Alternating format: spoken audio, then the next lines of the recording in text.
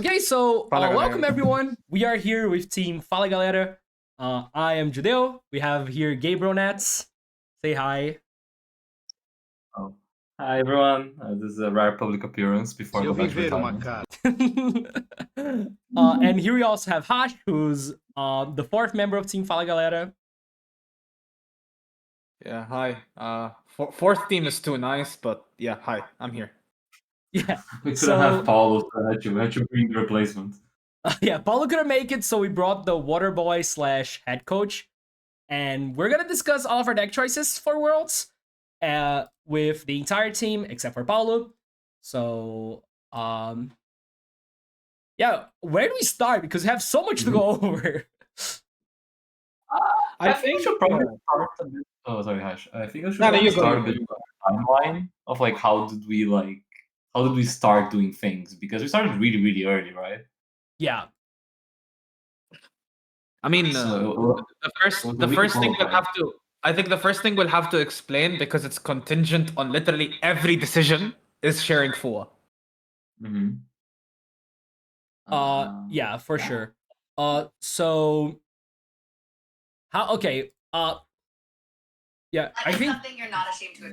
I think Gabe can explain why we started with FUA. Yeah. Well, that's just true. To give a little bit of context of how all of this happened, is you messaged me the week before you qualified. Yeah, Yeah. about a week before. Because Hash. You're welcome. Because Hash and Judeu prepped together, and you needed another Latin America representative, which there's not a lot of. So apparently, the best option was dragging my ass from retirement. And then from that week, I was like, oh god, I need to learn everything. So from that week, I started learning things even before you qualified. And that was a Duelist Cup that Task won with Christian, I want to say. Yeah. It's not that I Yes. qualified. Yeah, not the Duelist Cup. Sorry, the WCQ qualifier. I guess it's the same format as the Duelist Cup. And Yep. so we basically started testing from that day onwards. I guess, at least from my point of view, it was more about just getting familiar with what was going on rather than making a decision. We probably started testing with the idea of, okay, you have Christian, you have Memento, you have Ryzeal. So you have Christian, you have Memento, you have Mermail. You didn't know if you had Ryzeal, you didn't know if you have Malice. But I think the main thing is that we always started with the idea of sharing a hand trap because we like to try to win games going second. Yeah, like it was really clear for us since the very beginning that if we didn't have FUA, like it was just gonna be very hard to win going second. And that's something that I feel like every team that wasn't sharing FUA was feeling at Worlds. They were just like, oh, the format is coin flip, oh, Malice has an 80% win rate. But that's because there's not enough good going second cards to go around. Yeah. So it's really interesting because I haven't seen much Master Duel deck building, even the years before for Worlds, because it never really caught up. And it was really surprising how many people just accepted 50-50s, and how many teams' game plans was directly correlated to just winning every game they go first. Because I feel like in the DCG, that's not how the average player builds. But in Master Duel, a lot of the teams seem to basically be going for that approach, with decks which are like FTK-esque going first, and like kind of rely on resolving Maxi going second, and their whole win rate is actually related to Maxi. So I guess we always thought that we're deck building a very TCG way, and I guess when you go through the decks, we're gonna kind of go through that. Yeah. It was very TCG. But for me, it didn't make sense that you'd start on call by. Also, this is the first year that Maxi has not been at 3, right? Because it was at 3 last year. Yeah, it was. So that's like other part of our decision, because we were thinking that like when Maxi, now that Maxi's at 2, it doesn't make sense for you to respect Maxi that much in every single decision you make, because you're just not gonna play against the card that often. So they're like other priorities, because like the opponent's only gonna draw Maxi around 22% of the time. There's also the odds of you drawing the Ash that can negate the Maxi, or like you're drawing a hand that can play through the Maxi. So it didn't make any sense for us to share the call by. when we knew that going into the tournament, call by was like a card that was basically dead every single time you draw it going second. Yeah. Also, Yeah, expecting people to share cold by makes playing more hand traps better, because if you play a few, they're less likely to resolve when they draw this cold by. So it made sense. Yeah, Yeah. exactly. Another reason that I guess I baseline started on Fua is the simple fact to get you play 3. Like, technically, like, call by has to be considerably better than Fua, right? Because you got 2 call bys against 3 Fuas. It's funny because we ended up playing 2 Fua and Malice, I know. But fundamentally, if you're shared, we're like, oh, okay, Fua and call by are similar levels. It's probably already worth sharing Fua, but I think Fua is probably even better. So let's start trying to make that work. And if that doesn't work, we can always go back to call by. It's easier to go from Fua to call by than the other way around, because one requires a specific way of deck building, and the other is just I go first, I win. Yeah. Yeah, exactly. And like a lot of our deck build decisions were only worked because we had Fua. Like, I think basically every single deck here works because it's a Fua deck. Like, if it didn't have Fua, it would have to be way different. Yeah, like Sprite, for example. Sprite's a deck that a lot of teams probably tested, and I think the reason a lot of them, they haven't looked at it as deep as we have with some of the stuff that's good in Malice. But the other reason is they don't get to the half-board game state that we get a lot in Sprite, because they are playing with 2 Charmies, 3 Charmies rather than 5 Charmies like we have. Yeah. Yeah, and even like other choices that we made, like the fact that we played Fiends with Ryzeal instead of pure Ryzeal. Fiends with cards are better into the half board, and the way that we build Malice, it's better into the half board because of the Bestials. And even the way that we build Memento, it makes it a lot better into the half board. So like everything was based around that, because that's how we figured we could win games going second. The best way to win games going second, and that's something that Paulo said, so I'm just gonna quote him. Instead of trying to break the board, you just force them to get to the half board, and then you break that, and that's how you can actually win. Yeah. I mean, it's a crazy thought, but Paulo said if you guys activate hand traps, you're more likely to win games. And it's also a crazy thought. Paulo, right? Yeah. He's only been saying that for the last like 6 years. Yeah, exactly. Yeah. So, yeah, that's basically the decision on why we share Fua, and a lot of like the deck building decisions are gonna end up revolving around this. So, we're probably gonna talk a little more about this when we talk about each deck.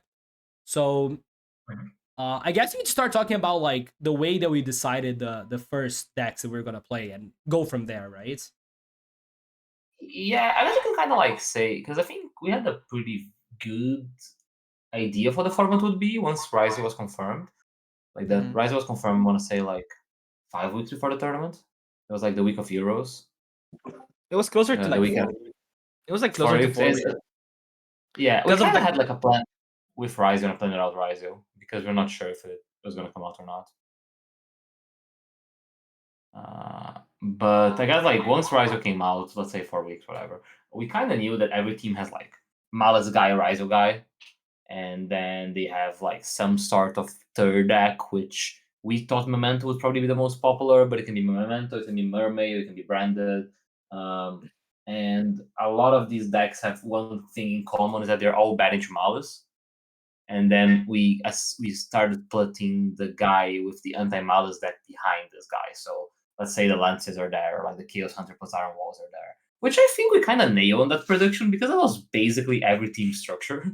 I mean, that is was what something that we happened, got very right. Exactly. Like Nash played Memento, and then Snake Eye, that's anti-Malice behind it. Vince played Memento, and then like Voiceless, that's anti-Malice behind it. Pac played Memento, and Crystron, that's anti-Malice behind it. Yeah. So literally, yeah, the entire top 4 was this. Yes. So one thing for us that was very Yeah, clear was that Malice and Ryzeal were the best decks, and that's something that like it was obvious that two of us were gonna end up playing those decks. So I guess the next thing that we had to figure out was which deck to play as the third one, and it was clear that it was between Mermail and Memento. And obviously, me being the fish guy, like we tried Memento a lot, and not gonna lie, the deck's just worse than Mermail. Like, it does so many things worse. It's worse into hand traps. Even going second, it's not as good as Mermail. So it just came to the conclusion that I was gonna be stuck playing Mermail again. Which, by the way, like, it's kind of funny to say this, but at the very beginning I was kind of resistant because Mermail's not as consistent as I would like for Worlds format. But we just thought it was the best deck. So that's how we got to like the 3 kind of main decks, because that changed at some points. Yeah, I guess like it's also Mermaid and Memento are really interesting decks where they're good, they're similar, but they also have like different weaknesses. Yeah. Like Mermaid is better into normal hand traps, but worse into blowout hand traps, into like draw full.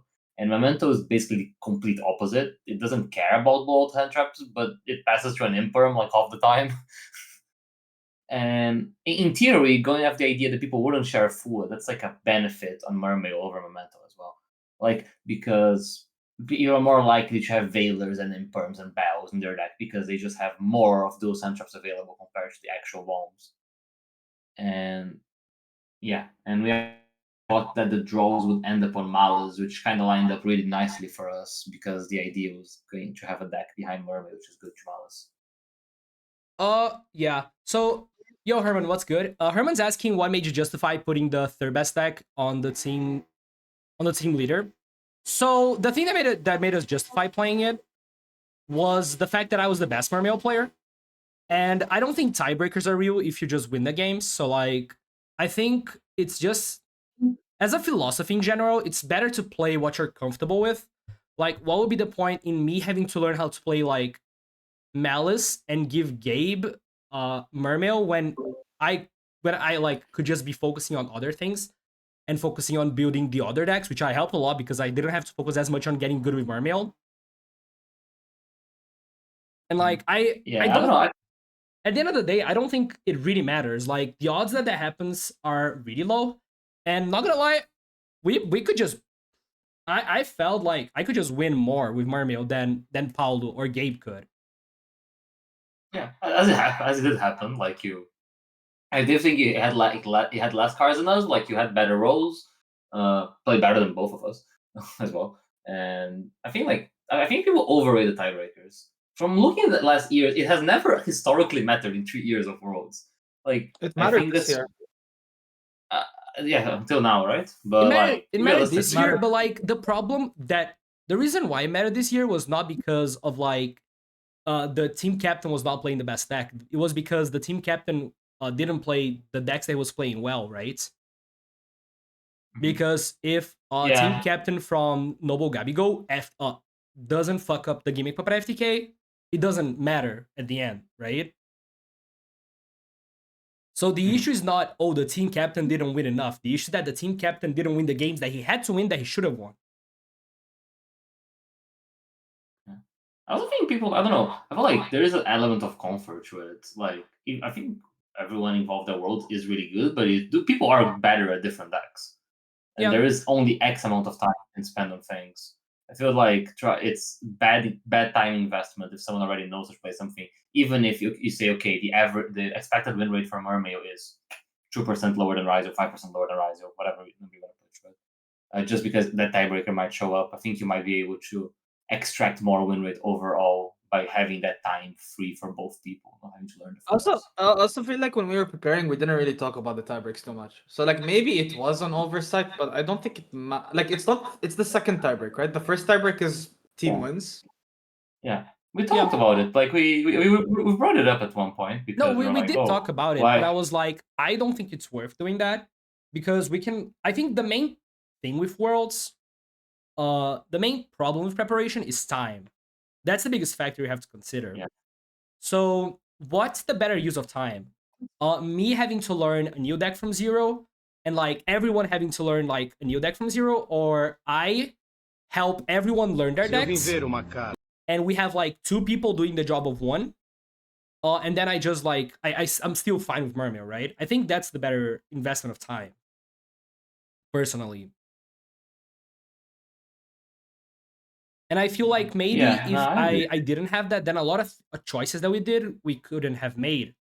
Like if I had to learn how to play Malice and Memento from zero, then I wouldn't have time to come up with Gimmick Puppet, which was like my contribution. So yeah, I think there's like other things that matter more than just putting the captain on the best deck. Wanna put Nets on play Memento first deck? Can you play Malice and Mermail? Because Mermail is better than Memento as a first deck.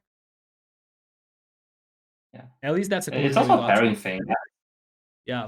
I thought from the approach that we wanted to take, which was switching Malice twice, which I guess is what takes a lot of the decisions here. It makes more sense to pair it with Memento. Yeah, exactly. Because I think Memento is less volatile into player tree. Like the idea is that it's actually pretty consistent into most of the player tree decks because it's a pretty okay. I think it's better into branded than Mermail is, and I think it's better into Ryzeal as well if you build for it. Yeah, so after we came up with like the first 3 decks that we were pretty sure we were gonna play, we had to ask like the big question, which is what do you justify to switch from your main deck? Because that's something that still it's hard to explain, right? Because Worlds determined that it happens only once a year, and it's basically the only format that happens. So we thought that there were still like a lot of things to be solved on when you switch decks and why you should switch decks. And that's like when we started like trying to come up a lot with like when we would want to switch. So yeah, I think we were more willing to switch than most people, right? Like we're probably the team that's switched the most, and we'll have switched more if we did. We had a couple sweeps that made us not switch, and we had like last match we just did random things, so we throw people off. And we'd have switched as well. yeah, so yeah, but that was based on like actually checking the last years where people switching and where were people sticking to their decks, and we saw that like people usually stay with their main deck, which made switching aggressively more appealing, right?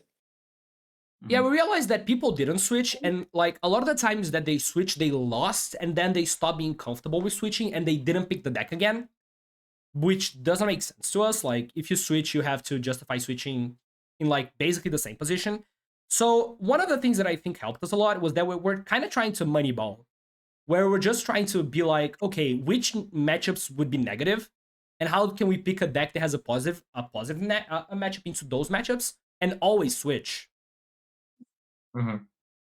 Yeah, I think the main thing is I didn't want to get to a situation. For example, if you see the Chris and Herman game where Chris has Ritual Beast, sorry, Herman has Ritual Beast and Ryzeal, and Chris has Tenpai and Malice, and basically you're kind of matchup guessing there, right?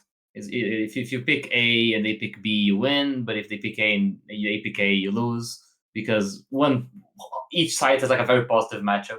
And I think what ends up happening scenarios like this that people just gravitate towards a more neutral matchup.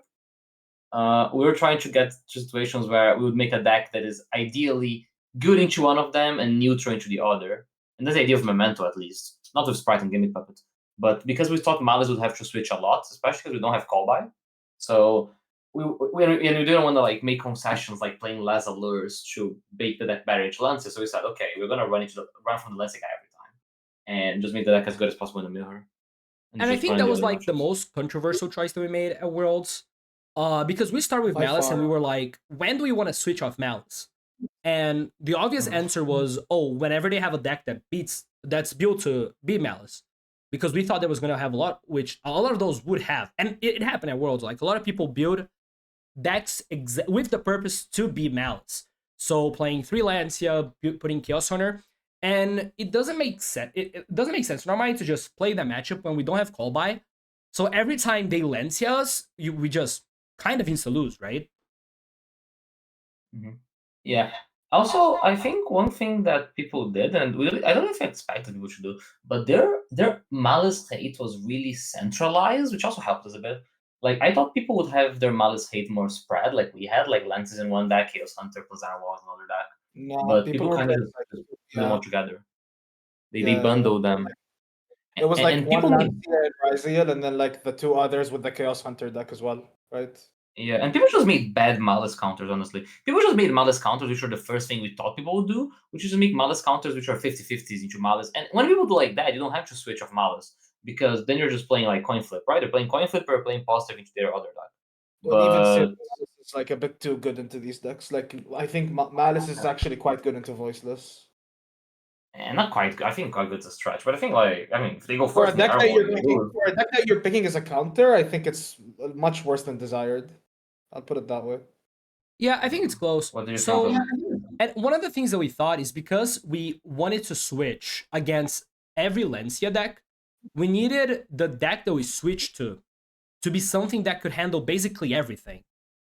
So it makes sense to pair what we think is the fourth best deck with Malice, because it's something that you can switch to every time if they are playing a Lancia deck, and you can try to build in a way that it covers for most possible matchups, which is what we did with Memento. Yeah. I also think that then what kind of happened is we had Memento, and we realized, and it's something that happened to TCG as well, right? It's really hard to make Malice good into both Malice and Ryzeal at the same time. What you can do is you can make it good against Malice and coin flip Ryzeal, basically. But because our second deck is Memento, we're like, oh wait, can you just make Memento good into Ryzeal, and then you don't have to, and then you have a better Malice coin flip, and you have a better deck into Ryzeal, and that's how this abomination happened. Yeah, that's how we got to Memento, and how we got to the conclusion that we should only play Malice 1 out of 3 games, basically. Because you're like, okay, if Memento is the best pair for Malice, because it's the fourth best deck, and we want to play it every time against the Lancia deck. But also, if we play against Ryzeal, this is better than Malice going second. Yeah, if you go first with Malice, you beat Ryzeal most of the time. But if you play Memento, you're not just flipping a coin, which is something that we didn't want to happen. We didn't want to get to the position where we were just coin flipping every game, which is, I think, is kind of what a lot of teams ended up doing. They were like, oh, I'm gonna go first with Malice, I'm gonna combo, and if I go second and don't draw like my very specific cards against Ryzeal, I lose. Which I think is like a pretty cool idea that we had, which was we can play Memento against the Ryzeal guy, we can play Memento against the Lancia Chaos Center guy, and against Malice, we just play the mirror match, and that's why our Malice deck looks like this. I should be sharing my screen with here. Yeah, so that's kind of why the Malice deck only has 2 Fuas, not 3, because like Fua is kind of bad in the Malice mirror. I don't think it's that bad, but I also think it's not amazing. I mean, it's also kind of hard. Like if I had more Metaltronos, I think it'd probably Metaltronos next card. But we had a lot of people Metaltronos on fries. Main thing is you're basically playing a mirror with less dead cards because you don't have draws and you have Lancias. So that skews your win rate like 10% and something percent. Yeah, and that was we something found the Bestials. We found the Bestials to be pretty good as well. And that was something in our preparation we thought about. Like, we realized in our prep that everyone would basically be willing to play the mirror matches. So if you're playing Ryzeal, you'll be willing to play against Ryzeal. If you're playing Malice, you're always willing to play against Malice. Which is not always the case. Like, not every Malice players would be would want to play the Ryzeal matchup, and not every Ryzeal would want to play the Malice matchup. Yeah. But they always the easiest thing to target. It was the most responsible thing to target, I thought, because if we target a mirror, it's very unlikely their second deck is ever good into Malice. And even if their second deck is not bad into Lancia, it's unlikely it's good into Malice. Let's say it's like Blue Eyes, right? Or some of the Malice second decks. I think it's a fairly obvious call that like the Malice player would like to play the Malice mirror more often than not. I mean, it's not that you'd like to. I just think that you kind of can't, unless you build in the specific way that we did. I think you kind of tunneled into that. Yes. It's hard to justify having your second because if your second, assuming that people don't want to switch off Malice, if your second Malice deck covers the mirror and it also covers the Lancia guy, you're suddenly switching off Malice 2 out of 3 times. And then you're doing what we're doing, which we thought was weird. We thought because this is a hard call, I thought, because we double took this a lot. Because every time I played Malice and then I played Memento, and I'm like, guys, we're gonna play Memento. Please, can I stop? I don't want to play this. I can just play Malice and go for it. Yeah, I can confirm. Gabe was not happy about this. No. I mean, I understand. I understood it, and I think it makes sense. I think it's just like the games are harder, but the win rate's higher. So You Yeah. take it. Isn't this deck legit 50-50 mirror? No, it's better than 50-50 because you have Lancias and you Yeah. have the Bestials, and that was like Exactly. something that Gabe and Hash found out, that the Bestials are like really, really good in the mirror match. That's why we're playing so many of them. In quantity. In quantity, like, I mean, the mirror is hard, right? Let's be real. If the mirror is really hard when they don't play like ass, Yeah. but the one card you can improve it is Lancer realistically. I think that you definitely have a better mirror than average just by not having that cards. Mirror kind of goes on attrition as well, so whenever people have draws, they basically have a -1. I actually don't mind food that much after the Bestials. I think the half board is somewhat beatable if you have a strong hand. It's annoying when people have when people are playing, because not every OCG team we thought was gonna play Metaltronus, so that also made Fu a bit better in a way, because it's really hard to beat half board when their sets are Tronus, but when their sets are worse cards, it makes it easier. Imper. Also, if they played TP11, Foe was better. Honestly. Yeah, it's a full bonus. But I really like the business. Also, just extra consistency going first in this deck.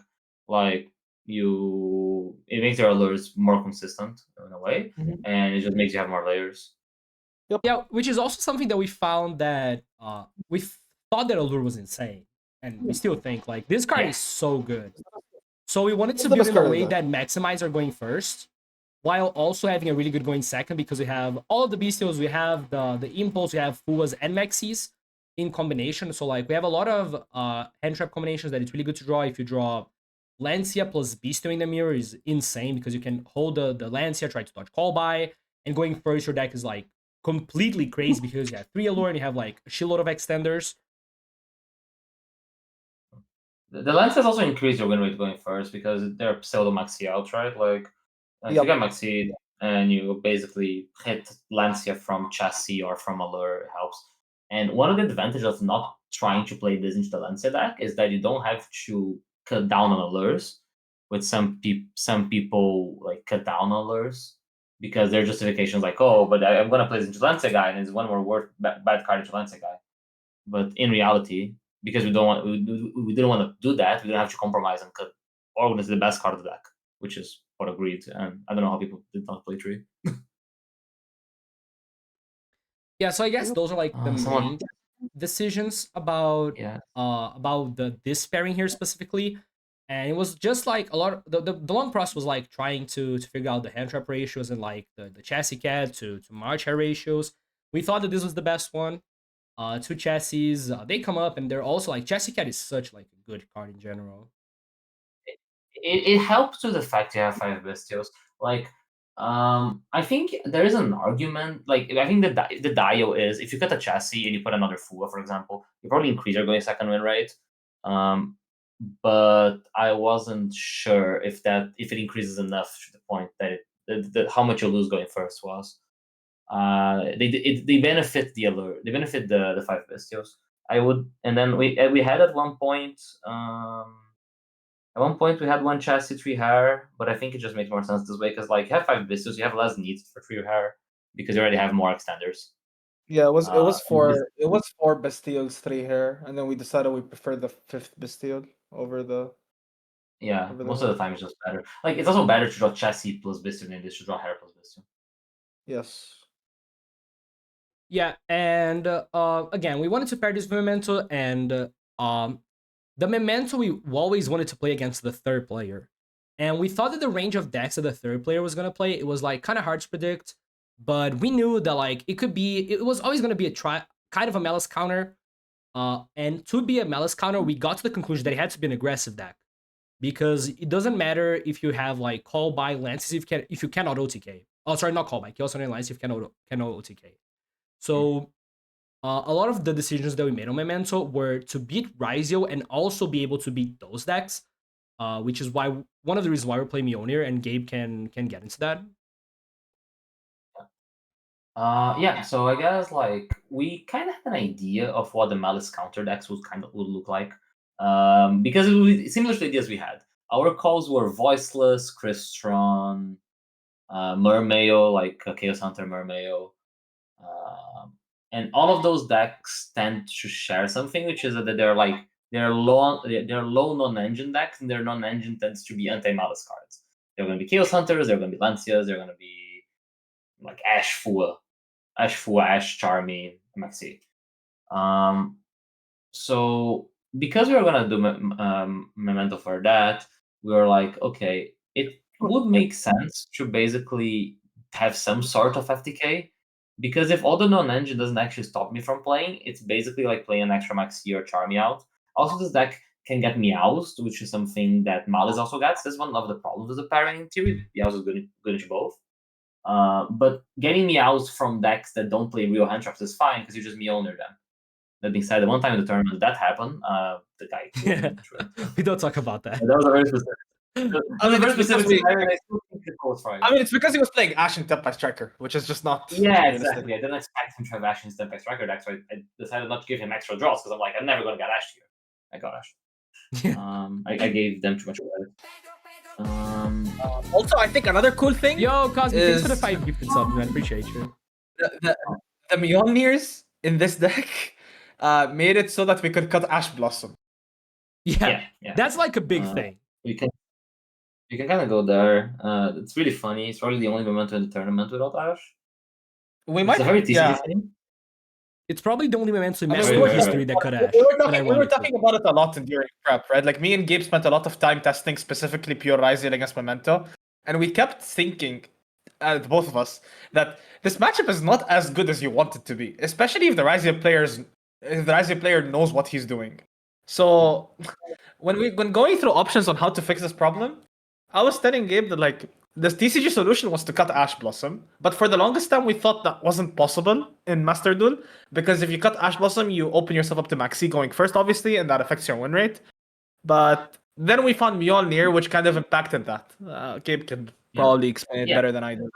So like, the existence of Mjolnir makes the Maxi from player 3. Player 3 is here I'm calling like the Memento Malice.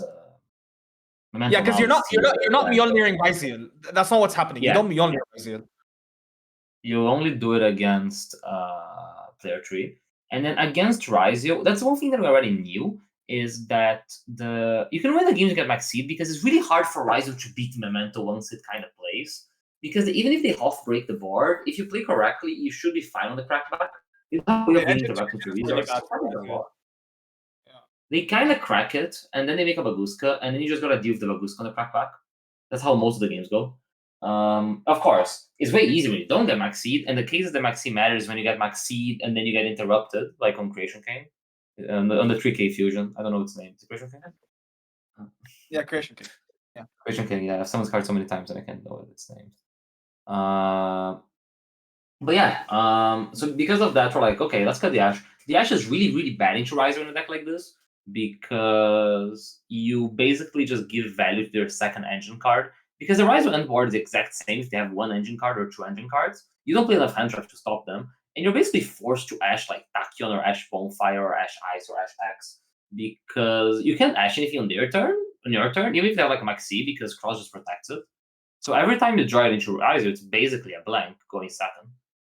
And if that's the matchup that is the most important, we decide, okay, let's try to improve it by playing draw and playing the third Goblin spell. Because the other pain point of this deck is just losing to two hand traps. It's losing to like Imper Mash. That's a very like Imper Mash Veiler, Ash, Imper Veiler. That's a very common way the deck loses, which is just like you try to play, you get stopped, you try to extend, you get stopped, you pass. Third Goblin spell help with that.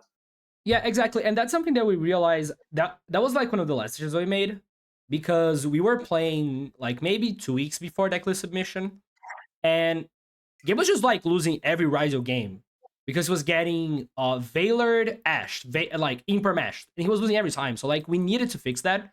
And one of the solutions that we found was like to play more Goblin Biker spells.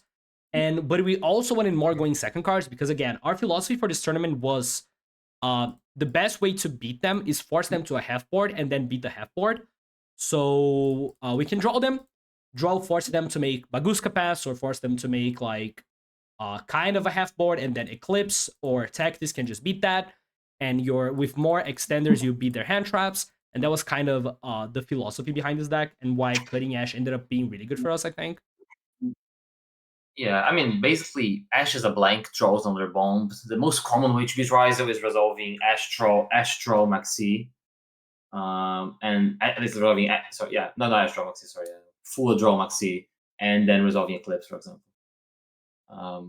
Or even without Eclipse, like if they don't make Baguska. So that's why we ended up maximizing on Eclipse as well. Is push them into half board, have a half board answer, resolve Memento card.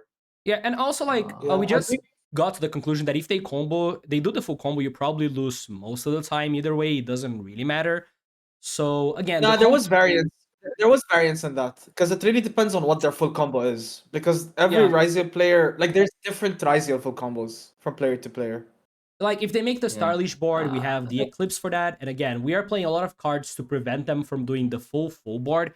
So we're playing the 2 draws, 3 Fuas, and 2 Maxi. So if you draw one out of those 7 cards, already really hard for them to do the full board. And then we just Eclipse them, and it's fine to beat. Or like if they just make the Baguska, we can beat that with just Engine normally. Yeah, unironically, the biggest problem, and I don't think this is something people realized, and I don't even know if it works in every Ryzeal list. It only works in Ryzeal lists that are like really heavy on hand traps.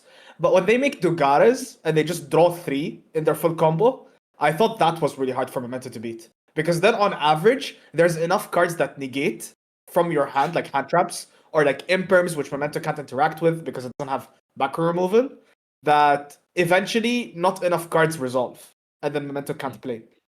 Yeah, in testing, I thought the hardest board for sure was Dugaris. If anything, I was really happy when people make Starlish Baguska because, like, in a way, that's a game. If they make Dugaris, it's kind of hard to win with Eclipse, and then you start getting Eclipses and out, or even like talents sometimes, like Eclipse talents, in the hands that like they have Ash, right? So you have Ash, you Eclipse, they go Ash, and you can talents break it.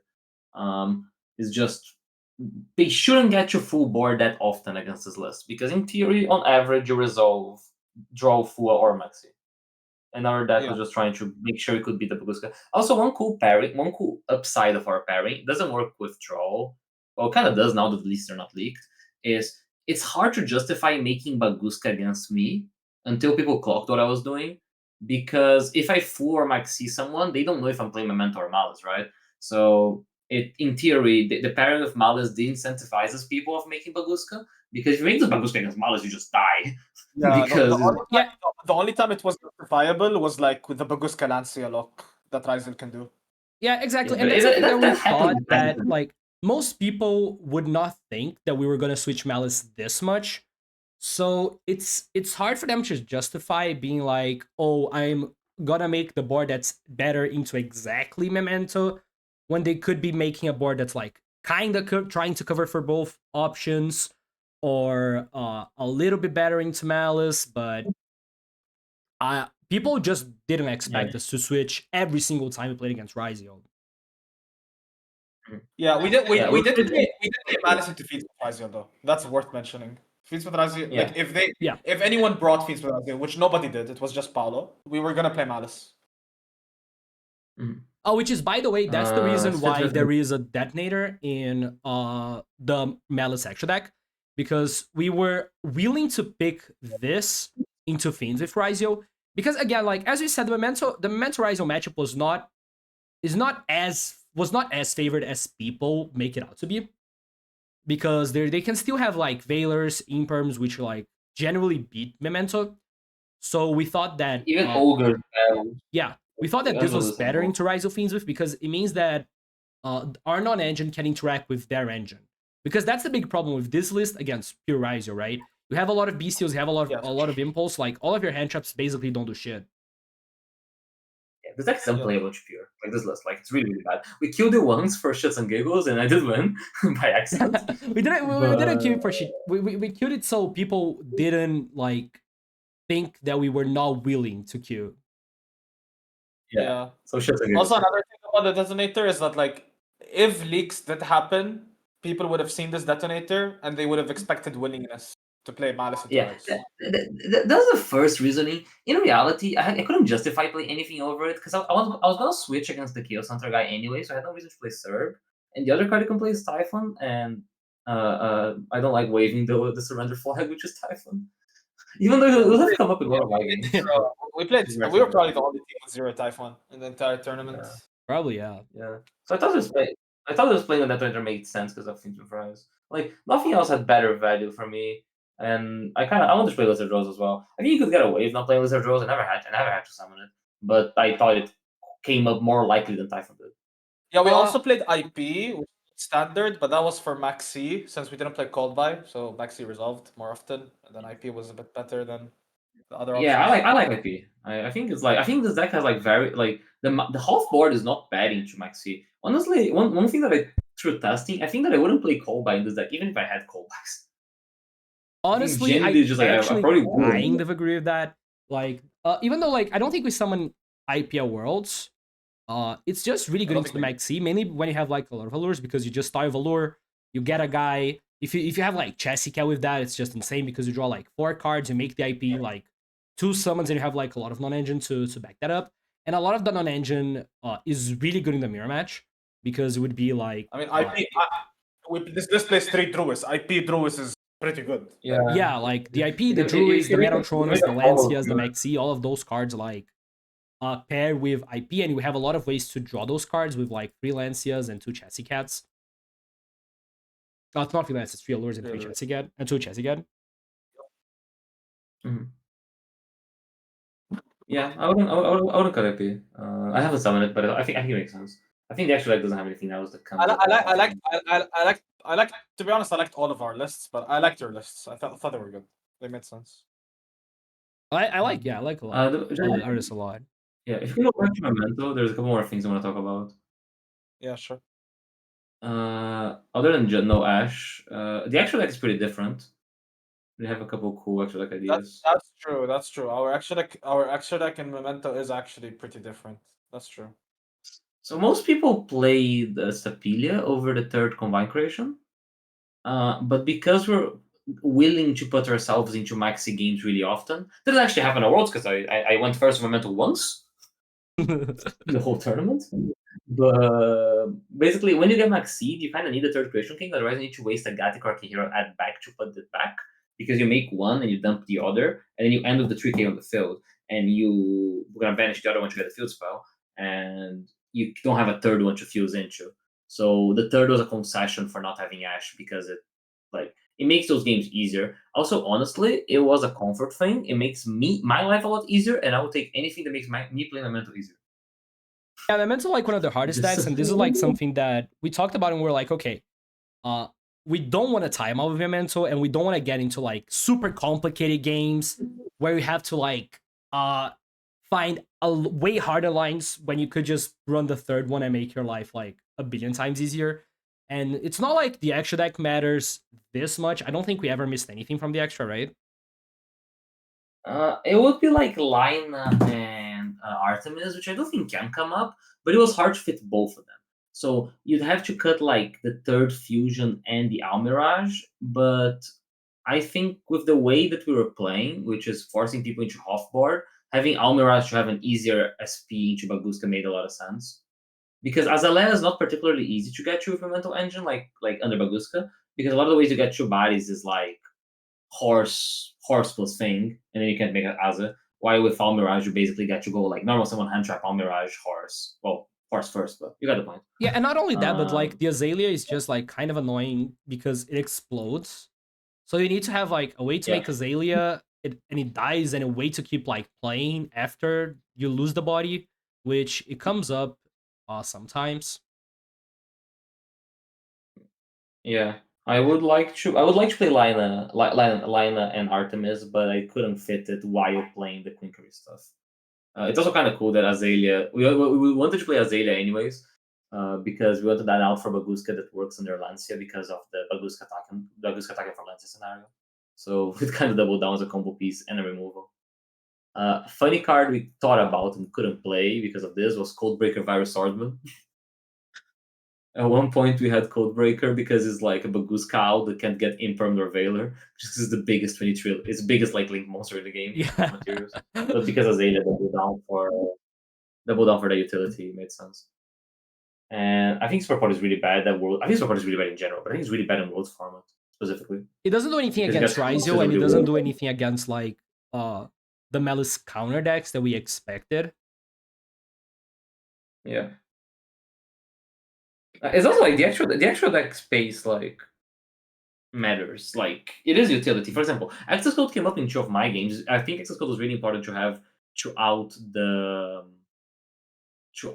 turn 3 Baguska. It happened in a lot of my games. The game against Mermail, and it happened in testing a lot, where basically Ryzeal will kind of break you, and they will make Baguska, and you need to out not to just Baguska, you need to out Baguska Detonator, and the most consistent way of doing that and being able to kill is access code. And sometimes you've made SP as part of your half board, and the SP is done. And you need to have more Baguska counts. So kind of niche fit access code, and then everything else is pretty mandatory, right? Like, you can't cut Celine, you can't cut SP, you can't cut Verte, you can't cut Cross Sheep. And I didn't miss Stapelia. The people who play Memento really, really like Stapelia. It was really funny because I never played Memento before this. So all of this has been like me learning on the spot. So there's some conclusions that I got to which are different than other people that I might just be wrong about. But I didn't feel like I need the Stapelia. The only games I wanted to make Stapelia are the games that I full combo and I can resolve fusion and I don't want to make Guardian Chimera. And at that point, I probably won anyways, especially in the matchups they were playing. Especially because against player 3, I was basically me-honoring them. So the end board didn't matter.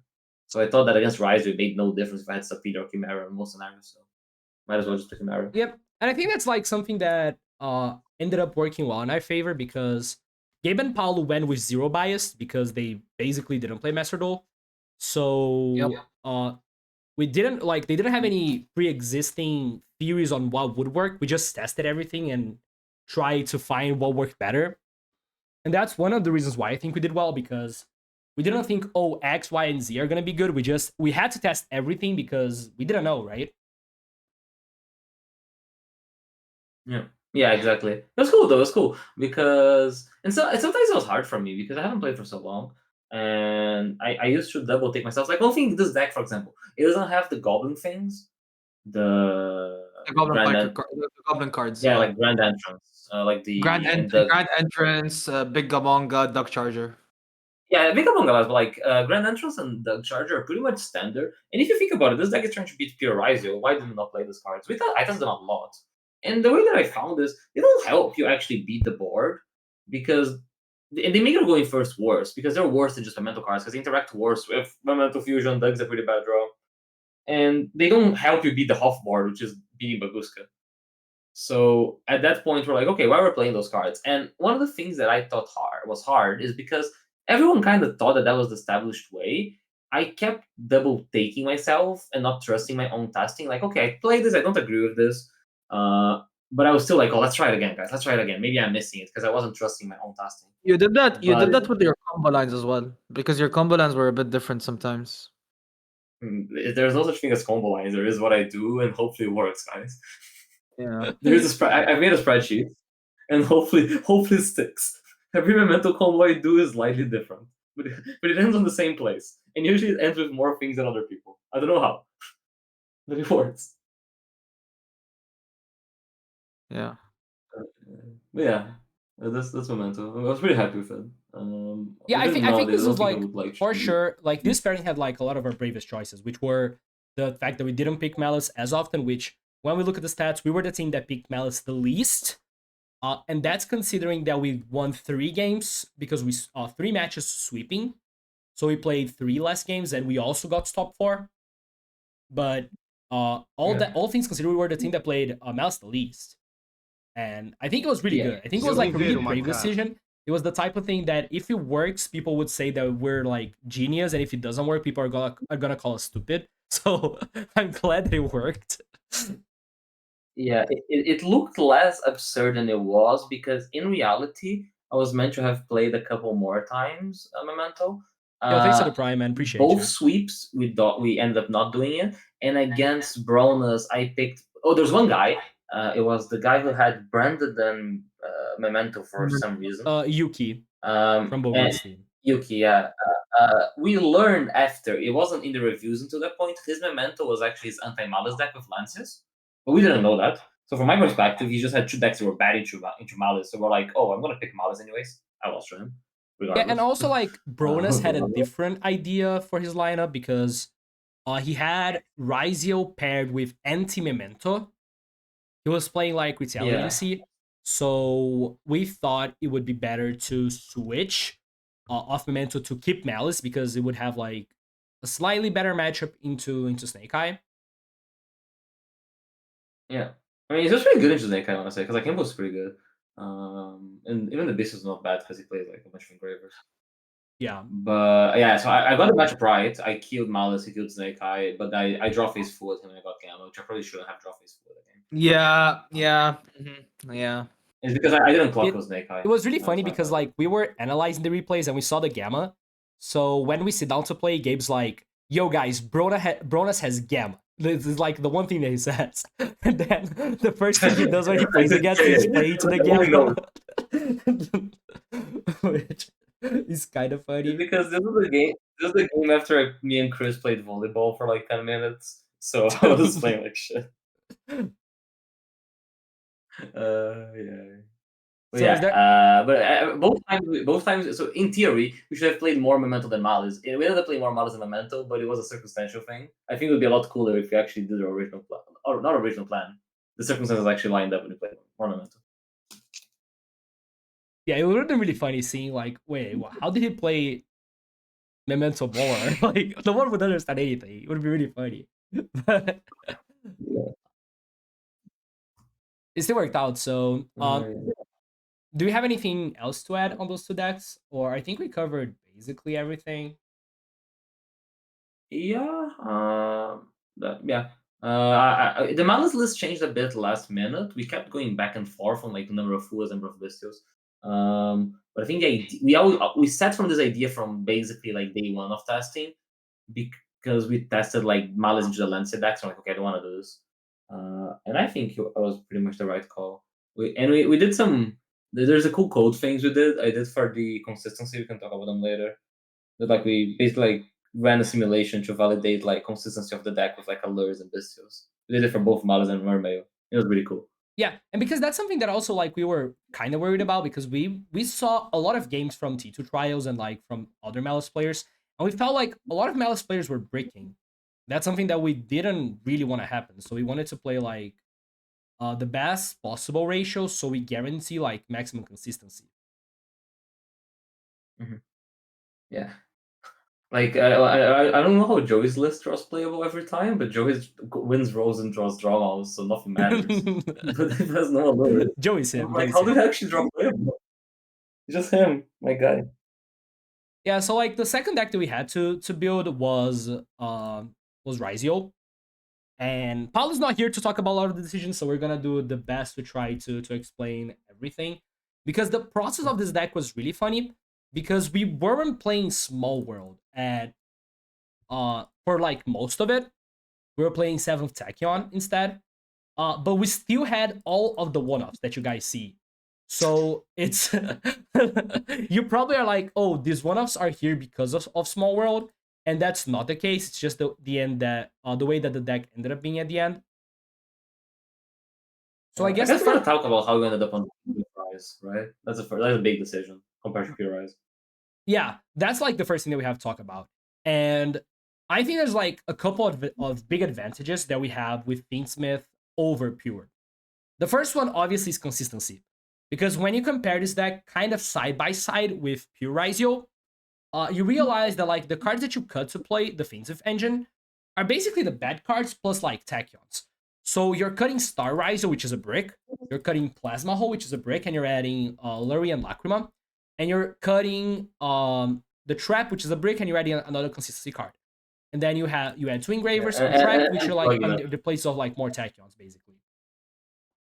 Yeah, you're cutting plugin as well. So like there's like 3 proper properly bad cards on plugging Plasma Hole Star. And then you have Tachyons, which are like, I think Tachyon is a better card than Tract on average, Tachyon or Ascension. But yeah, overall, I think this deck plays less bad cards. Yeah, and also like one of the cards, bad like things about Fiendsmith in general, when you say, oh, why Pure is better than Fiendsmith, is that Fiendsmith is worse into Fua, right? In testing, we figured that both decks were about as close into Maxi, but that was because of the way that we were playing. So that's one discovery that we did kind of early on. But in TCG, the way that a lot of people play with Fiendsmith cards is that, let's say you draw Fiendsmith plus X Ryzeal, you would start with Fiendsmith combo, and then you go into Ryzeal. And we did the opposite. So we like, even if we start with like Sword or something, or X, we would always start with normal summon the Ryzeal monster, and add. So even we start with sword, you normal summon sword, you add X, they maxi you because they're like, oh, they're gonna summon X and make the detonator. And then you do the best play to maxi. You don't want to activate Fiendsmith. And because if you start with Fiendsmith, it's forced to maxi. And Fua is not really a problem because we figured that like basically no one would share Fua. So we could afford to play the engine that's worse into Fua because it has other upsides, mainly the fact that it's more consistent and also the fact that it pairs way better with the Fuas. Mm-hmm. It's also better in the mirror, like in general. It's just like it's a different type of push in the mirror. And the Ryzeal mirror is pretty attrition based, so this engraver coming back does come up. I think it's a pretty big upside, and also the matter of World's format being borderline open list means that you know when they have Fua, and you can play differently depending do they have Fua or not, do they have draw or not, and a lot of the cards in this deck do that, like Small World, Engraver, Track. They are all cards that you play in a different way depending on the non-engine that they have in their lists. Yep. And also like since people wouldn't have Fua, the way that they would try to be Ryzeal, there were like a couple different ways. So number one, they would play Perulia. And if you have Fiendsmith, your deck's like baseline better into the Perulia. Second way they would beat it is that they would try to draw you, right? Which again, Fiendsmith makes your deck instantly better into the draw. And the other way would be with board breakers. And for that, we had two solutions. Number one, we could switch against board breaker deck, which we're gonna get into, or we could just do like Fiendsmith combo. That's better into board breakers because now we have Desiree, we have Lars, we have Caesar, which are other interaction points that they're forced to deal with. This deck's actually kind of good into board breakers, which is not intuitive. But basically, like whenever you draw Engraver plus a Light Fiend, you can set up both Desiree and Lars because of the Lacrima fusion, which you couldn't do in the TCG. And then another thing is that if you draw the Ryzeal side of your deck, you draw cards with Dogares. If you draw into the hand traps, or if you just draw into Small World, you can bridge into like a Droll, which is a floodgate hand trap against some of these decks, or Lancia. Mm-hmm. So it's actually not that bad. Or Ash, yeah, which is also this is the best Small World deck I've ever seen, and it's completely by accident. Yeah, it really yeah. is. Every card finds every card. It's actually insane how well the things pair. It's because of the charm. Is basically the charm is getting from one to the other, and they're being level 4 for the Ryzeals. And there's random matches with attack. Like I don't know the bridge now, but like X gets to something important. Yeah, Paulo Valor finds Valor. Valor does find the Valor, that's for sure. Oops. Yeah, it's because that game had used both Lancia and Nib, right? Or something like that. It was a branded game. Yeah, so like we lost the bridge to getting to X Ryzeal because he used those two in the game. But like it ended up working really well because we were already planning on playing one Perulia here and one Meows and one Lancia and all of those one-offs. And the reason to play a lot of those one-offs were the Perulia, it was the only one available because Mermail was playing too. And we wanted this deck to, obviously, again, you need to go second. So we wanted to have all of the cards that allow us to go second as much as possible. But there's like a point where it is too much, right? If you play too many Meows or if you play too many Joan Lockbirds, your deck starts being bad into like one of the matches that you want it to be good against. So if you play too many Meows and too many Lances, your deck starts to be kind of weird into Ryzeal. And the other way around is also true. If you play too many Joan Lockbirds, your deck starts being bad into Malice. Or at least worse into Malice. This is the deck. This is the deck that had to play in theory the most often. So we had to make it kind of prepared for everything, which was not easy. I do think looking back, this was probably the weakest deck in the lineup, in my opinion. But I still think it's pretty good. I think Ryzeal is hard though. I think like genuinely like it's hard to solve. It's hard to solve. I agree. I like this deck though. I think it's a good exit. Also, there's a couple of reasons. The random one-offs also were originally some Metatronus concessions. Yeah, not only Metatronus but also Crossout. So yeah. So the Drawn Lockbird was also like a Crossout target because this ended up getting the Crossout. Perulia was also a Crossout target that also doubled as a Metatronus target. Meows also not a Crossout target, but it was like a solid Metatronus target against Memento. Yeah, it's for horse. It's really funny because Paulo Metaltronus for Perulia twice this tournament, and you never guess which two monsters in Metaltronus. It was Rukalos and something. I don't know. It was Rukalos and Akihiron. Yeah. Oh yeah. I remember. Yeah. Paulo, as Paulo said, I had no idea I could do that. It just showed up. It just showed Yeah, up. I was gonna say that. There's no way Paulo knew. He just saw the yellow button, no? Like for sure. Yeah. Button is yellow, me pressure. Like.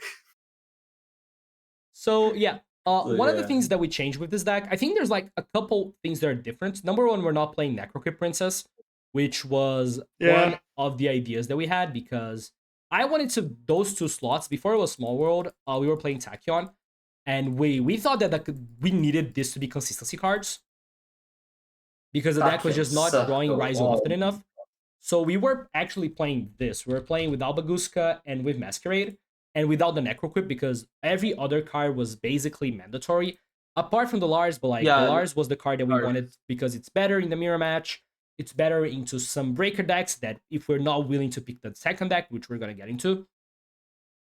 But then Gabe came with the Small World idea, and it was really good. So we were able to fit the Baguska, which was also like really important because this came up like a couple times. It's also cool that Baguska. Well, no, actually, we already had the. No, we didn't have a Metaltron target from Baguska before, right? Before we played our own Baguska. Maybe I don't think we did. I don't think so, right? Yeah, because Baguska's a fiend, not a beast.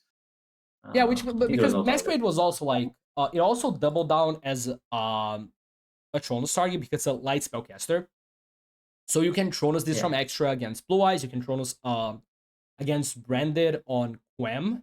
Because at some point we're also not playing Baylors here. We're playing Cartesia, which is the bigger one. Yeah, like Cartesia. Yeah. Also, Lars is important. Lars is an important one that actually comes up against Branded a lot because you can hit Albin or Lubaiden because it's a dragon. Even though it looks like a dinosaur, it's a dragon. No, it's a dragon. It's like Dolka. It's an Evozer. And so the big question when we had this, because we thought like, okay, we're willing to keep this deck most of the time because Paulo has been playing Fiends of Ryzeal nonstop for like 1 year at this point, and he knows the deck very well, and like the matchup spread is pretty solid. So we were like, okay, when do we want to switch? And we came to the conclusion that the two worst matchups for the deck would be Memento, because every single Memento would try to be beating Ryzeal, and Striker Tempai. So we had to come up with a deck that could be both. And that's how we got to Gimmick Puppet. It is time. It is time to talk about Gimmick Puppet. This deck is so bad you don't even own it. Yeah, like I had it at some point, but I decrafted it. Non-believer. Yeah. So how did we? I still think most people think this is a 50-50 deck. Yeah, people still think that. But I'm going to tell you guys the story of how we came up with Gimmick Puppet. Because it's kind of funny. Because, so this was like week 1 of testing. And Gabe was still learning how to play Master Duel and was learning how to play Memento. Because basically since day 1, I was like, if there's one Latin American player that can get cracked with Memento, it's the guy that invented Based. So I said, okay, it would be good if you started learning Memento. And we hop into, I think, maybe Bronze 2 rated. And he fucked up the combo.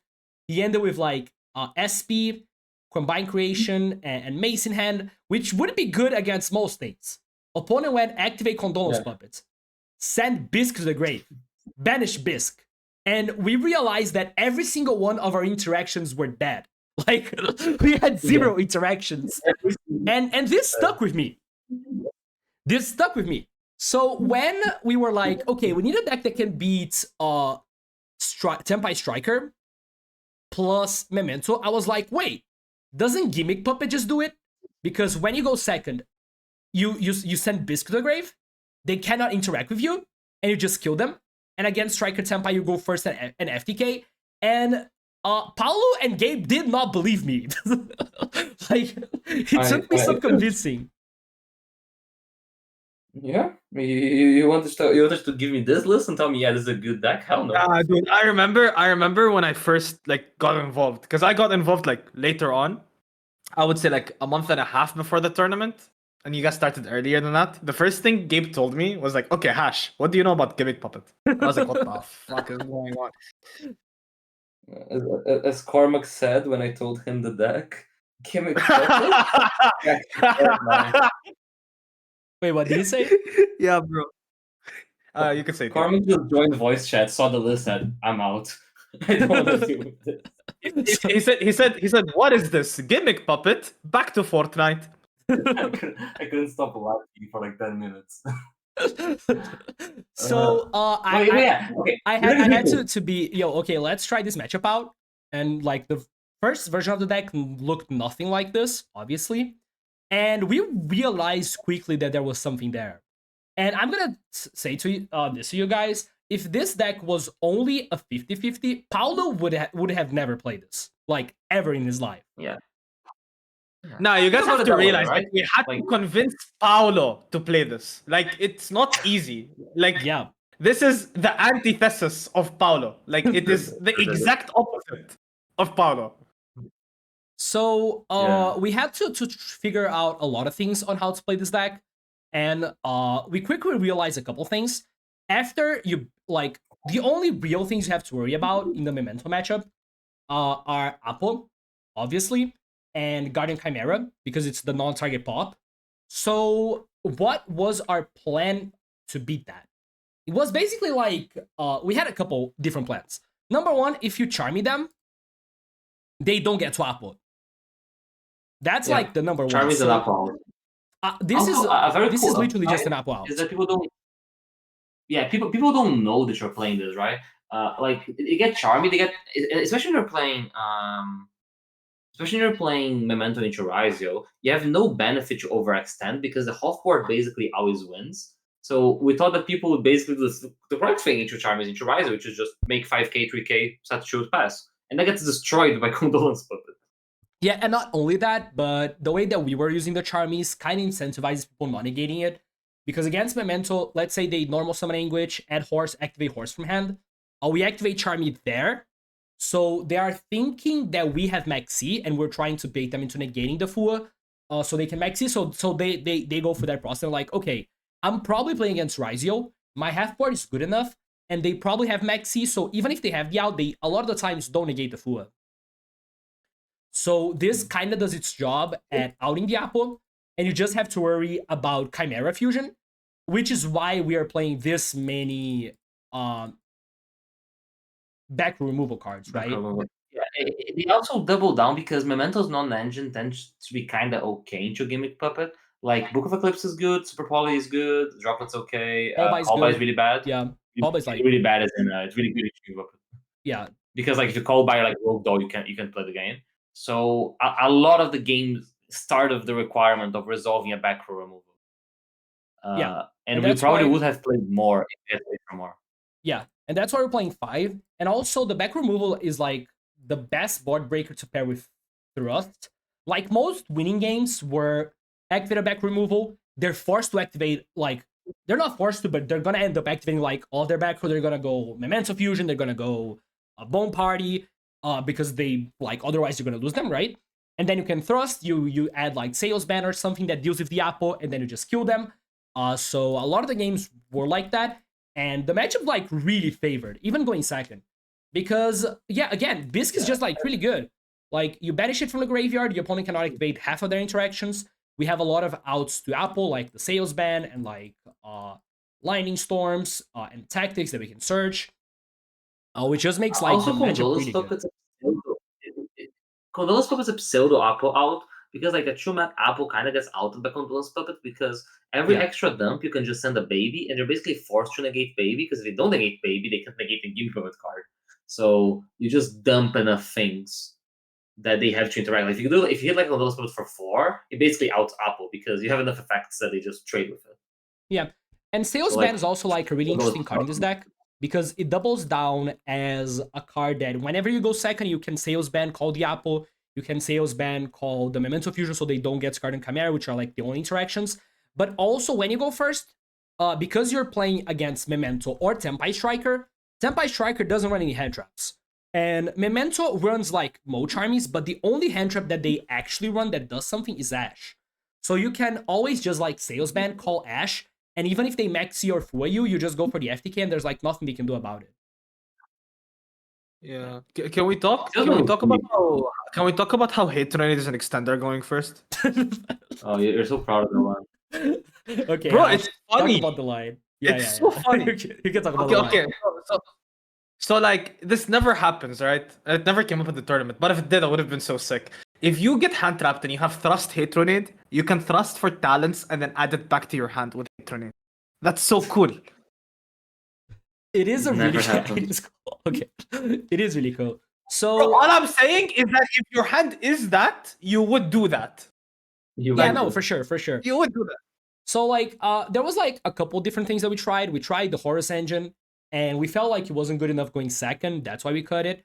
So we wanted to try to find a good balance between going first because we needed to like win every single time we went first because the consistency of the FTK is basically the consistency of the deck, kind of in those matchups. This is like simplifying a little bit. So that's why we decided to run more starters. We ran 3 Piri Rays because it gets Little Soldiers, and Little Soldiers is the only like kind of one card FTK that's not a field spell. Because Little Soldiers plus literally any name that's not the cow wins you the game. And also, we needed the consistency. So that's why we're playing more of that and not more board breakers. And we're playing 2 of the rank up. The reason why we're playing 2 of the rank up and not one of the one that negates is because, like, honestly, the fact that this comes back from the graveyard is really relevant. And not gonna lie, even though the Memento Gimmick Puppet matchup is favorable for Gimmick Puppet, it's not easy. And we wanted to make Paulo's life easier by just being we took a decision away. Yeah, we were like, okay, you don't have to choose, just always go for the Argent Force. Because in testing, I was the one that started playing this to test. Like, every time it came up, like, I added the one that negates, it was always bad. Like, maybe there's, like, some niche scenarios, but, like, we didn't think it was worth doing that when we could just, like, simplify our decisions. We always go for this, and this is generally always going to be better.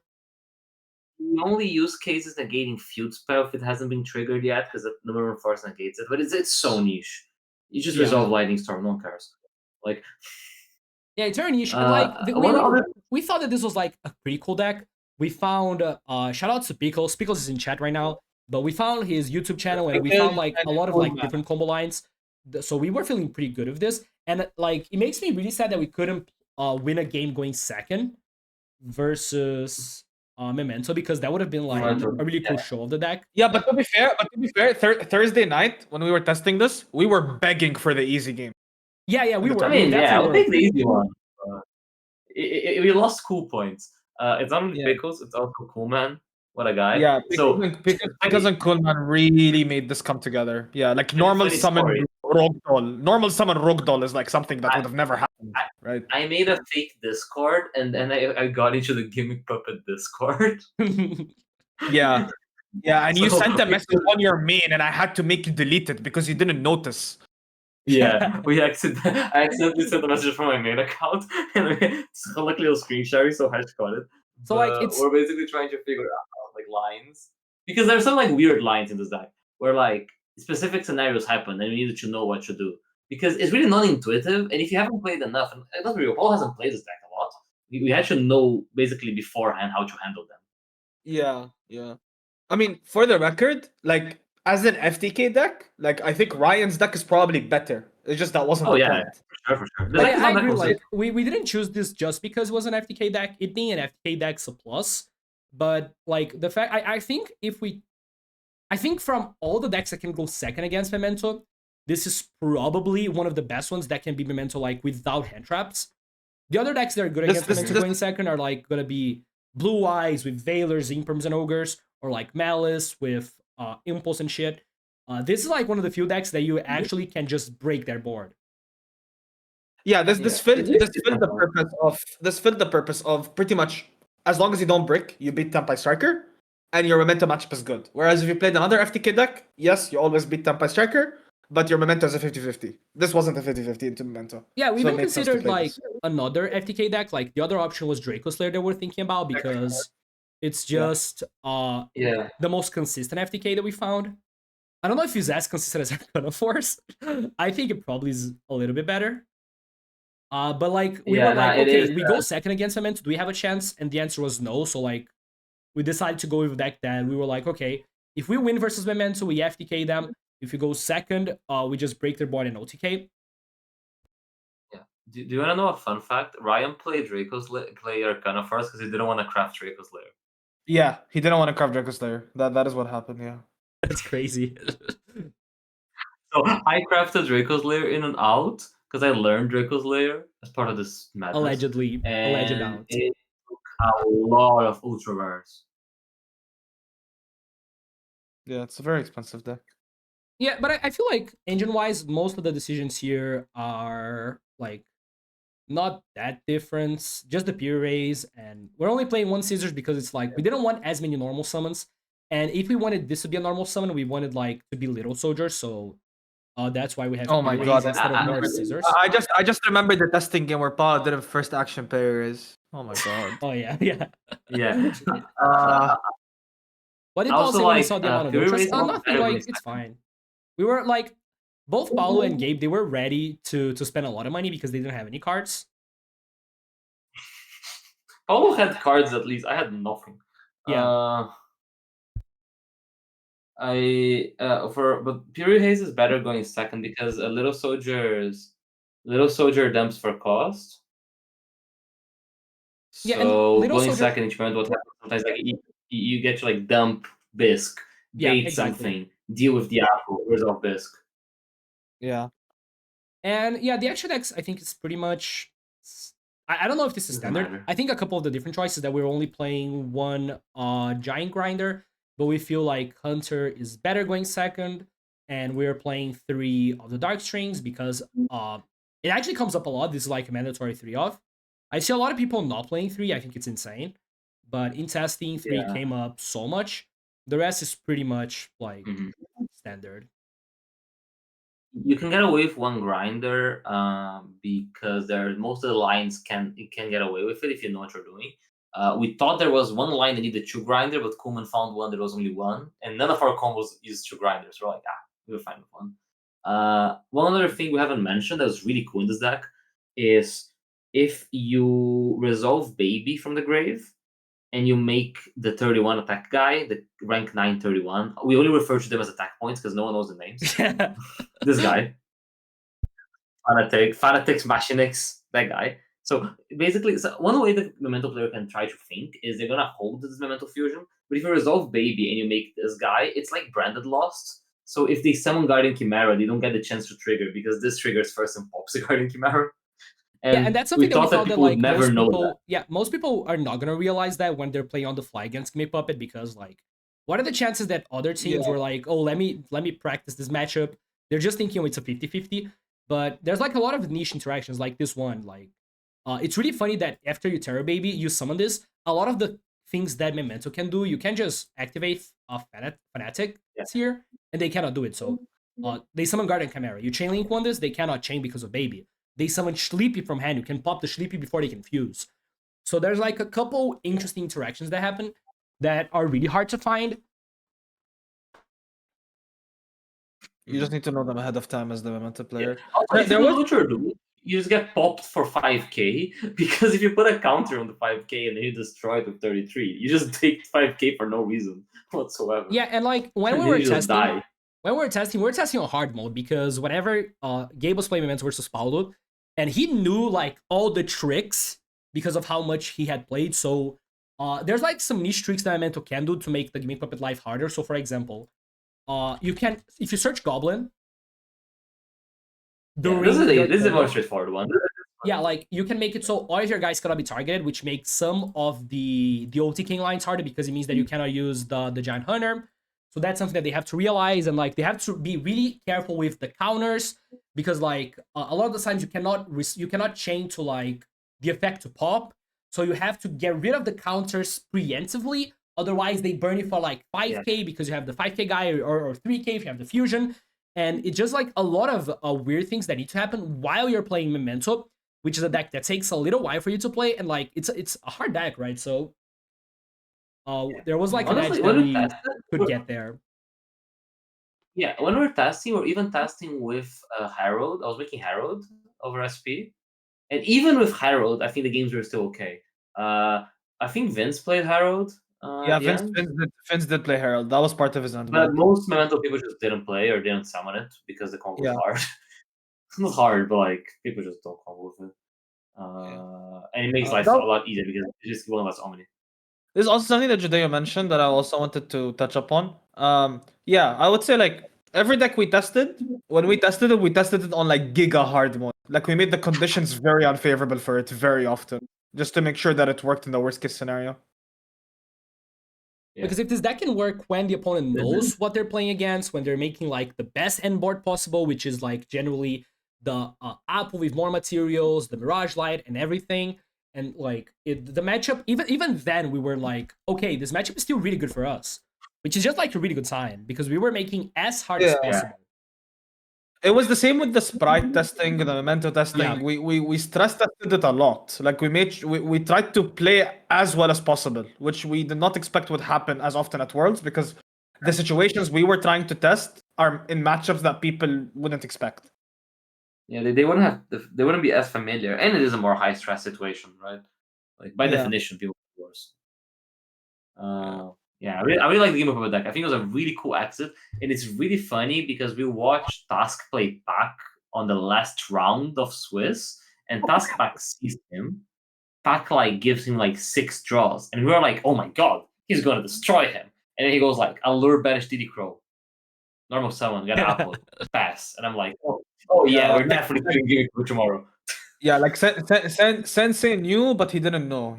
Like he knew, but he didn't know. Like it's funny how many Gimmick Puppets there ended up being because people were like, okay, you pair Ryzeal with an FTK deck so you can beat Senpai Striker. Yeah. But I don't think most of the teams realize how good the Gimmick Puppet matchup was if you build a deck in like a similar way to this, because most Gimmick Puppet were kind of standard. They were all playing the trap, which is like the first card that like we cut from the deck was a trap, because we just were like, okay, if we don't combo, we lose, and we're fine with that. And we don't want a card that's like S going second and S to draw every single time. Yeah, it's a hard FTK deck. Basically. Yeah, and they were like trying to draw like, oh, I'm playing some hand traps, I'm playing call by. We just like didn't care. We were like, okay, you're gonna maxi us, we're gonna FTK you the same way. You're gonna fool us, we're gonna FTK you the same way. We're gonna go second, we're gonna board breaker you and kill you. Which I think is like the best way to play. Which I think is like by far the best way to play Gimmick Puppet for the format of the events. Yeah. Like the second decks are niche, right? So you just gotta like you're not gonna win if you miscue a lot. You just gotta make sure that you win when you hit the matchup. That being said, the sprites did win 2 miscues, but and the other thing that you have to make sure, and that's something that we were really careful of, is like when to pick Gimmick Puppet, because if you miscue this, you lose like every single time, kind of. So that was something that we were really careful with on choosing when to pick Gimmick Puppet. Because there were like some pairings that didn't make sense for Gimmick Puppet to be picked. Like they had a Memento deck and like maybe a more heavy hand trap deck, and we weren't really sure on what they were gonna do. So whenever that happened, we just decided to stick with a Ryzeal, which is the better deck, and that's also something that happened against Brotos and when Paulo played against Chris, because Chris was playing Ryzeal plus Malice plus Senpai Striker. But the game before they played, Paulo FTK'd Vin, so we were like, okay, there's no way that Chris is picking Senpai Striker after seeing Paulo just FTK. So we didn't switch when normally there would be an incentive for us to switch, and it ended up being good because then Chris didn't switch and Paulo ended up winning that game with Ryzeal. So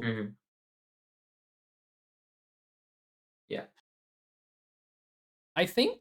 Yeah, I think this deck is actually not that bad into Ryzeal, by the way. Like, I don't think it's favor, but I think if you miss Q'd, it'll be okay. But it's the matchup that you're least likely to want to switch, because same logic that usually the Ryzeal counter is not behind Ryzeal.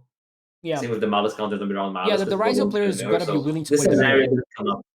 And not only that, I don't think the problem is that you like a matchup is fine. The issue is that this deck is pretty bad into hand traps most of the time. So this deck's not. We don't want to play this against a deck that has hand traps. That's kind of the main issue. Yeah. You can't ask us to beat anything but Ashe. It's the only thing we know how to do. If you I remember when I was asking people lines, they're like, "Oh yeah, you know, there's this line that beats draw and nib," and I'm like, "Nah, You don't, yeah. we don't do that Because here." Bro, yeah, because again, if the Jordan only is in there, I'm playing Feast with Ryzeal, bro. like the only Like, card that we had to Yeah. beat was Ashe as a real hand trap, and the other like card that we kind of had to beat was Sleepy, because this is like a very niche interaction, but if Gimmick Puppet pops a guy on your board, Sleepy can actually activate.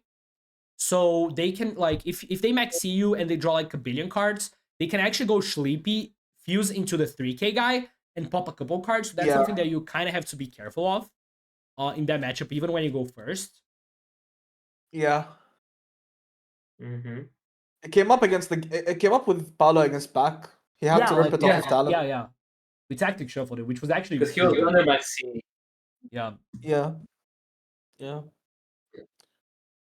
So I think from Paulo's decks, that's about it. I think we covered everything, hopefully. Yeah, I think that's mostly it. Oh, I can't wait to talk about Judeu's decks. Holy Yeah. shit. Oh my And God, okay, my Mermail, first it's deck. so interesting. I'm gonna be so unbearable when we go to Sprite. Like, Yeah, okay. My first deck is Mermail. Not gonna lie, we solved Mermail for the WCQ. It's basically the same Yeah, list that I played. Like, the only difference is that I was playing Purulia instead of Gamma because Purulia is better into Ryzeal. And, like, the truth about board breakers is that they don't work against really good players. Like, generally speaking, good players are just good enough that even if, like, you board breaker them, they should win most of the time. So it, again, drops the philosophy of force them into a half board and win the game from there. So we put the Purulias here.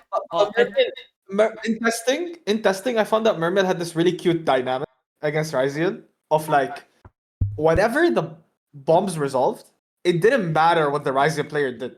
They could have gone half board, they could have gone full board. We tested both. It did not matter. Mermail gets there regardless. You Yeah, just have too many cards. Mermail just wins like all of those games whenever it resolves one of the bombs, which is kind of like a trend of our decks. Like, if you take a look at most of our decks, we all have kind of 7 bombs that if we draw going second, our chances of winning just like go super high. So, yeah, it's the same list from the WCQ. At some point, I tried playing more Minstrel instead of Teos, but I one of the things that we thought about first was that I wanted to swap against Droll, but then we didn't like that idea 100% because, like, how do you build a deck that's generically good into Droll? That's also like just a good deck in general. The only option that exists is basically Memento. So we were like, okay, I'm just tanking Droll with Minstrels, so I just rip it out of the hand and do the Mermail combo, and it's just like the same thing. Again, it's the same thing.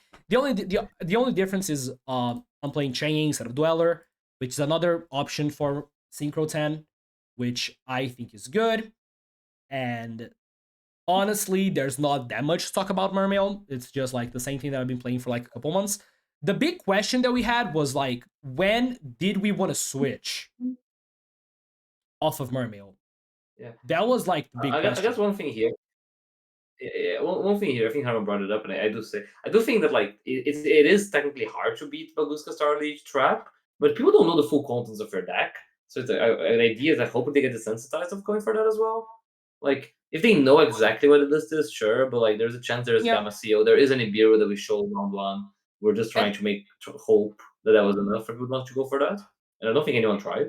And also, I kind of was counting on people to expect me to play Gamma Seal, which is also because that's what I played for the WCQ. And since the list was very similar, I kind of was like, okay, people think that Gamma Seal probably could be good, and maybe that makes it so they don't go for the full board. But like most of the time, whenever you go second and you charmy them, you still win, which is one of the reasons why we decided to play this. And also, it's like the best going first deck.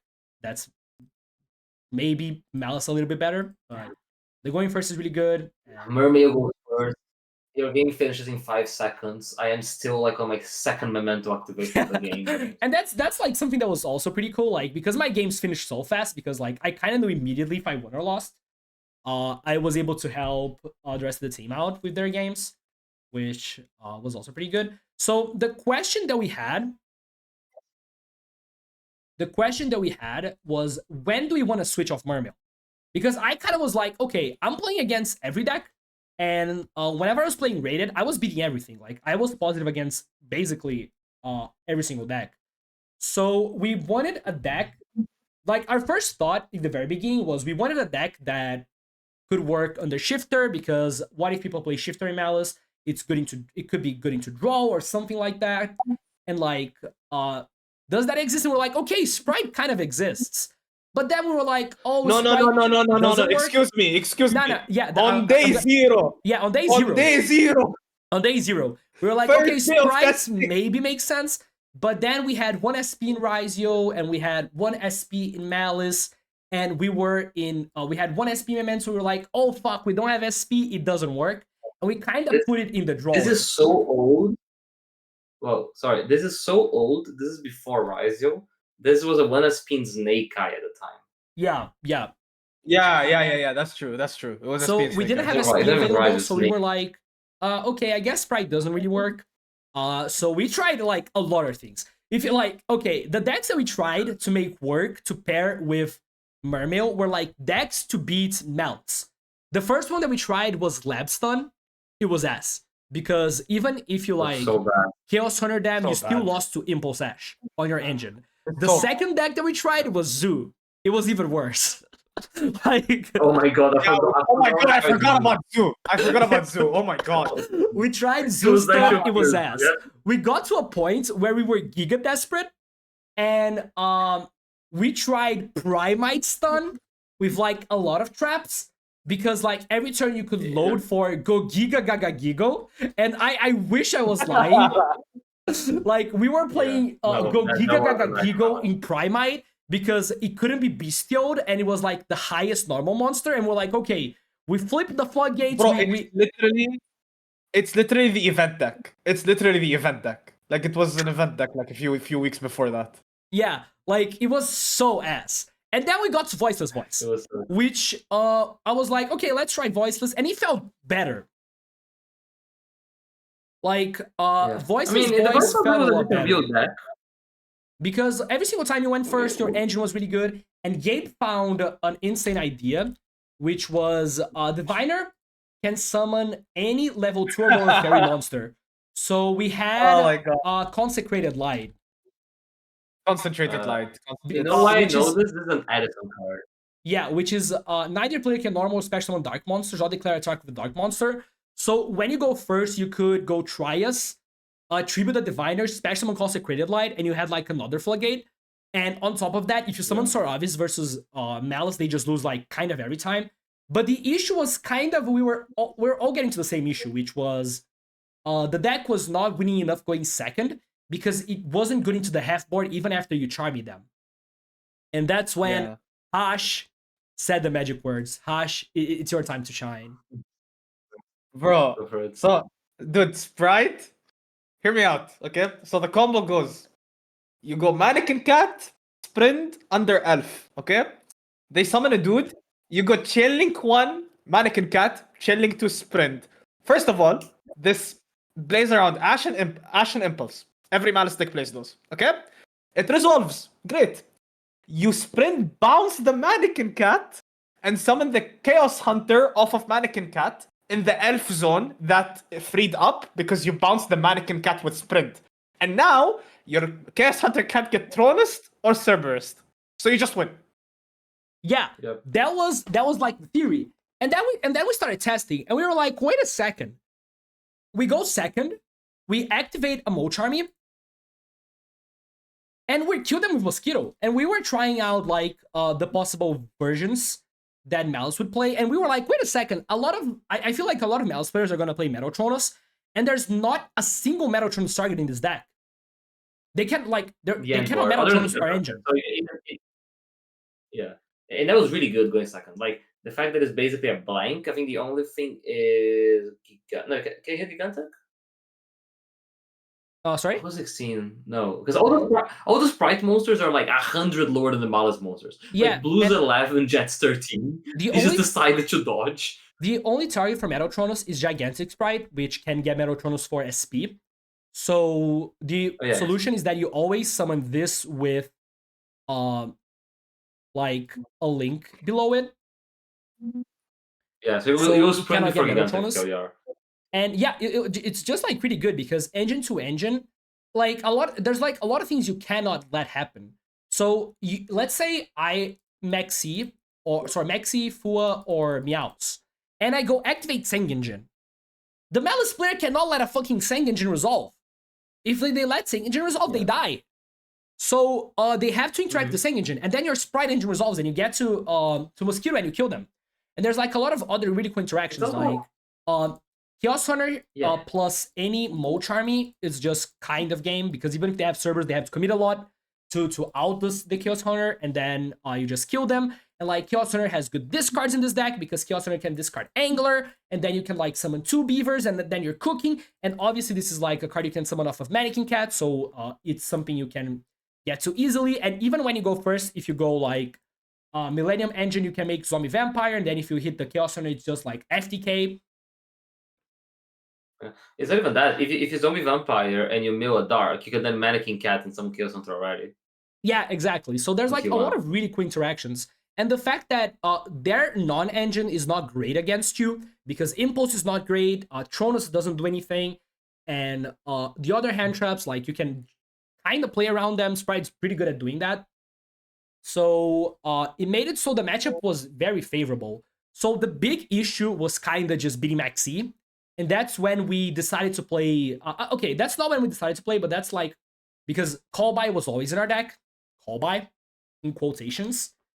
But that's when we realized how good Call By was. And Call By is Iron Wall. Like this card going first is literally just Call By. Yeah. Because all the games in testing went like I normal summon Emo Beaver. They max C. I set one, pass. Draw phase, activate Iron Wall. They cannot win. They lose. Like they cannot win for that. Actually cannot win. Yeah. So the going first was very favorable because you have like 3 Iron Wall that if you draw, you just win. You can do the Mannequin Cat combo that summons the Chaos Hunter. And like we knew all the dynamics of the matchup. There are like some outs. There are like some ways you can play around the Chaos Hunter. But we knew, and like the guy had to figure out on the fly, like every single one of those dynamics. So this is like just a really, really cool deck. Yeah, there's a couple other cool things. Because Malice plays live, you usually only need 3 attacks to kill with Mosquito, not 4, which is a lot easier. Yeah. Because usually the average life is like 71 or something like that, like on half board. And that helps a lot. And the other one is Gigantic basically forces them to summon every card.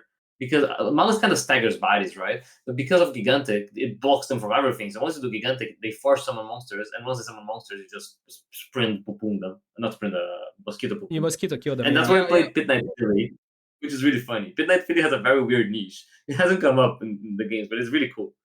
Because it's the only way of converting 2 monsters into 2 attacks without locking the Ronin Toading under it. It's like the Gusto Phoenix, basically. Yeah, basically the idea is that you go, you summon Swap Frog, and then like you're gonna send Swap and Ronin to the grave, right? And then you're gonna banish 1 swap, you're gonna reborn the Ronin, you're gonna use those 2 to make the Philly, which turns 2 monsters into 2 attacks, and then you can reborn the Ronin, so you get 3 attacks for the price of like 2 bodies, basically. Which helps with Mosquito, and this is also level 2 that you can use to make the Mosquito. So it helps with that. And there's just like a lot of cool things. This deck ended up having a lot of the things that we wanted from the start. Like it's good into Shifter, it's good into macro decks if that ended up happening. Which, spoiler, it ended up happening because we played against Ray. And Ray DDG me. Yeah. And I just activated Sengajin and he died. So, yo, fuck, what's good, man? I was going to draw. Did you tell them the Royal Sengajin story? Oh, yeah. So the Royal Sengajin, I pulled the first one because I think I had 1 glossy Sengajin and 2 non-glossy.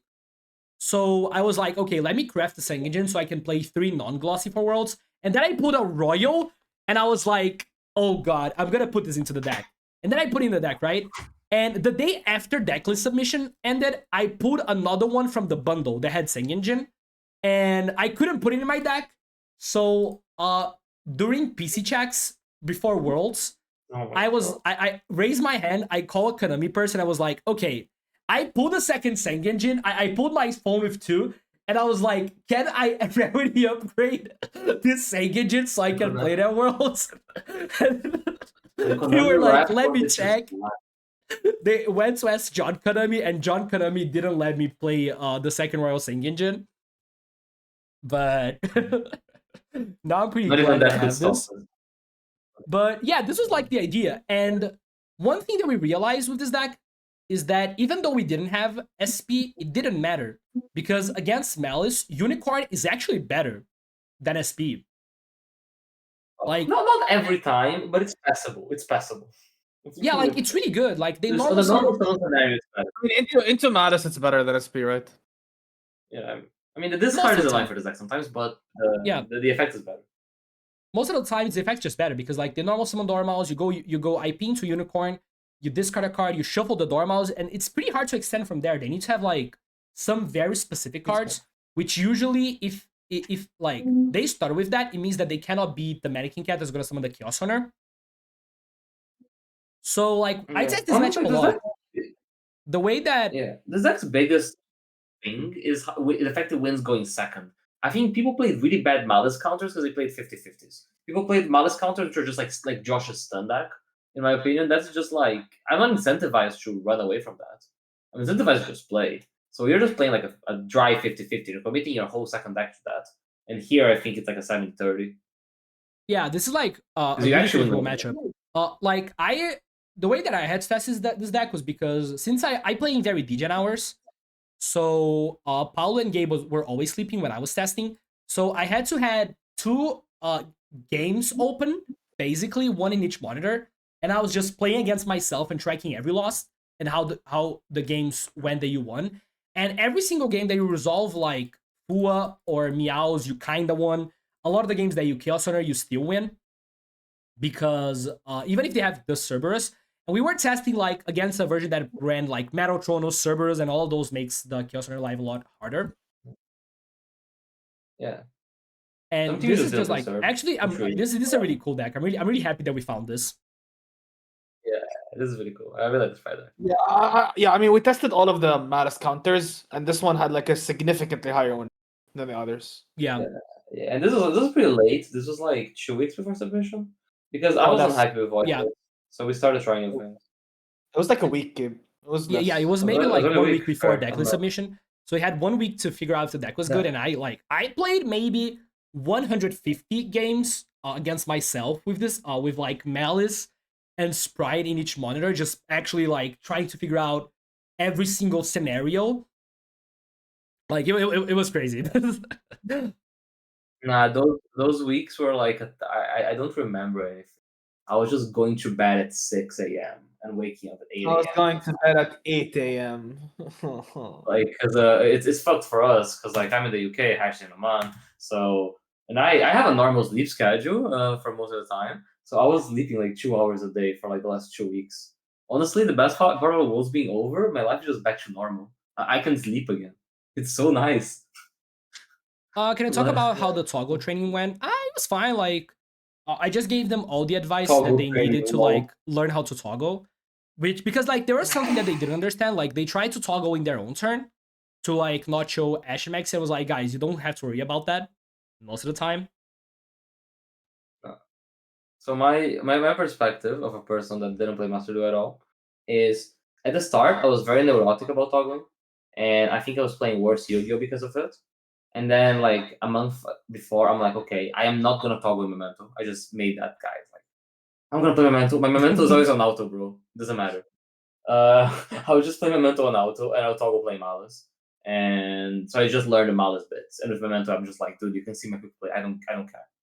Whatever. There's too many quick plays for you to know which one I have. Did you guys test? I think that also helps. Oh, yeah, you can continue. Sorry.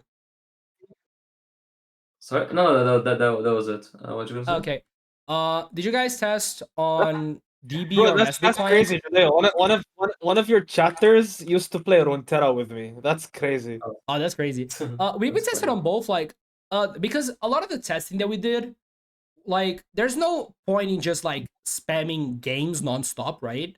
So we wanted to test, for example, how good Sprite was after it resolved Charmy, right?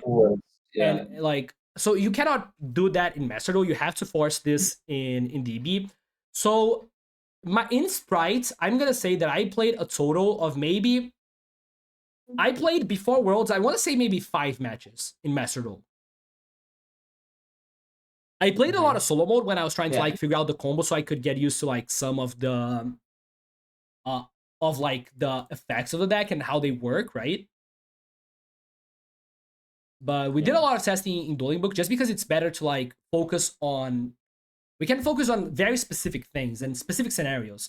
Because we knew that like, if we know that like, it doesn't matter the deck that you're playing, if Malice goes first and they resolve the combo, you're gonna lose like 99% of the time. Yeah, I think like it was also less important for you because like you know how to play Master Duel. For me and Paulo, we had to play a bit more just because it's new for us. Hash saw me playing like week 1 of Master Duel. Oh my god, I was useless. Bro, there were cards being negated by your own cards. There were zombie vampires not being targeted by your Infinity, so your Baron had to go under the Infinity. I remember this, yeah. There was this thing. There was this thing in the first week of testing. I vividly remember. Every time Gabe did something hard correctly, he would gas himself up, and then within the next 1 minute, he would lose the game instantly by throwing. There was this one game. It kept happening. I've attached my Baron. So I made Zombie Vampire, I made Infinity, and I made Baron, and then I was trying to get rid of my Zombie Vampire because I didn't know I couldn't target it. So I go Infinity Effect to touch, and I had to touch my Baron. So I'm like, okay, I've learned this one. And then there's a different game where I summon Baron, and I go like Baron pop back row, and I was playing Crystal. I was trying to go. Oh my god, I remember this. I was trying to go Tristaros. I banished Tristaros, pop the Baron. So I banished Tristaros, and I double click the Baron. But by double clicking the Baron, I negated my own Tristaros. And now my Baron is dead, and my Tristaros is negated, and I look hella stupid. And I just so it was a training arc. Yeah. But I think we played a lot of DB. I think everyone can say you did get there. To be fair, you did get there. No, you did great. But I think like playing DB was also good. Like some people I heard that went to Worlds are like, yeah, you should just play the client 24/7. And although I do think it's important to be like comfortable playing Master Duel, it's also just important to be good at Yu-Gi-Oh, like in general. Yeah, and you can do some stuff better. It's also like you cannot disagree with the fact that like controlled testing environments are just so much more reproducible on DB. Like it's just more better use of time. Yeah, it's not like you're testing. It's not like you're testing on DB to save time. You're testing on. It allows you to then later on allocate more time to the client.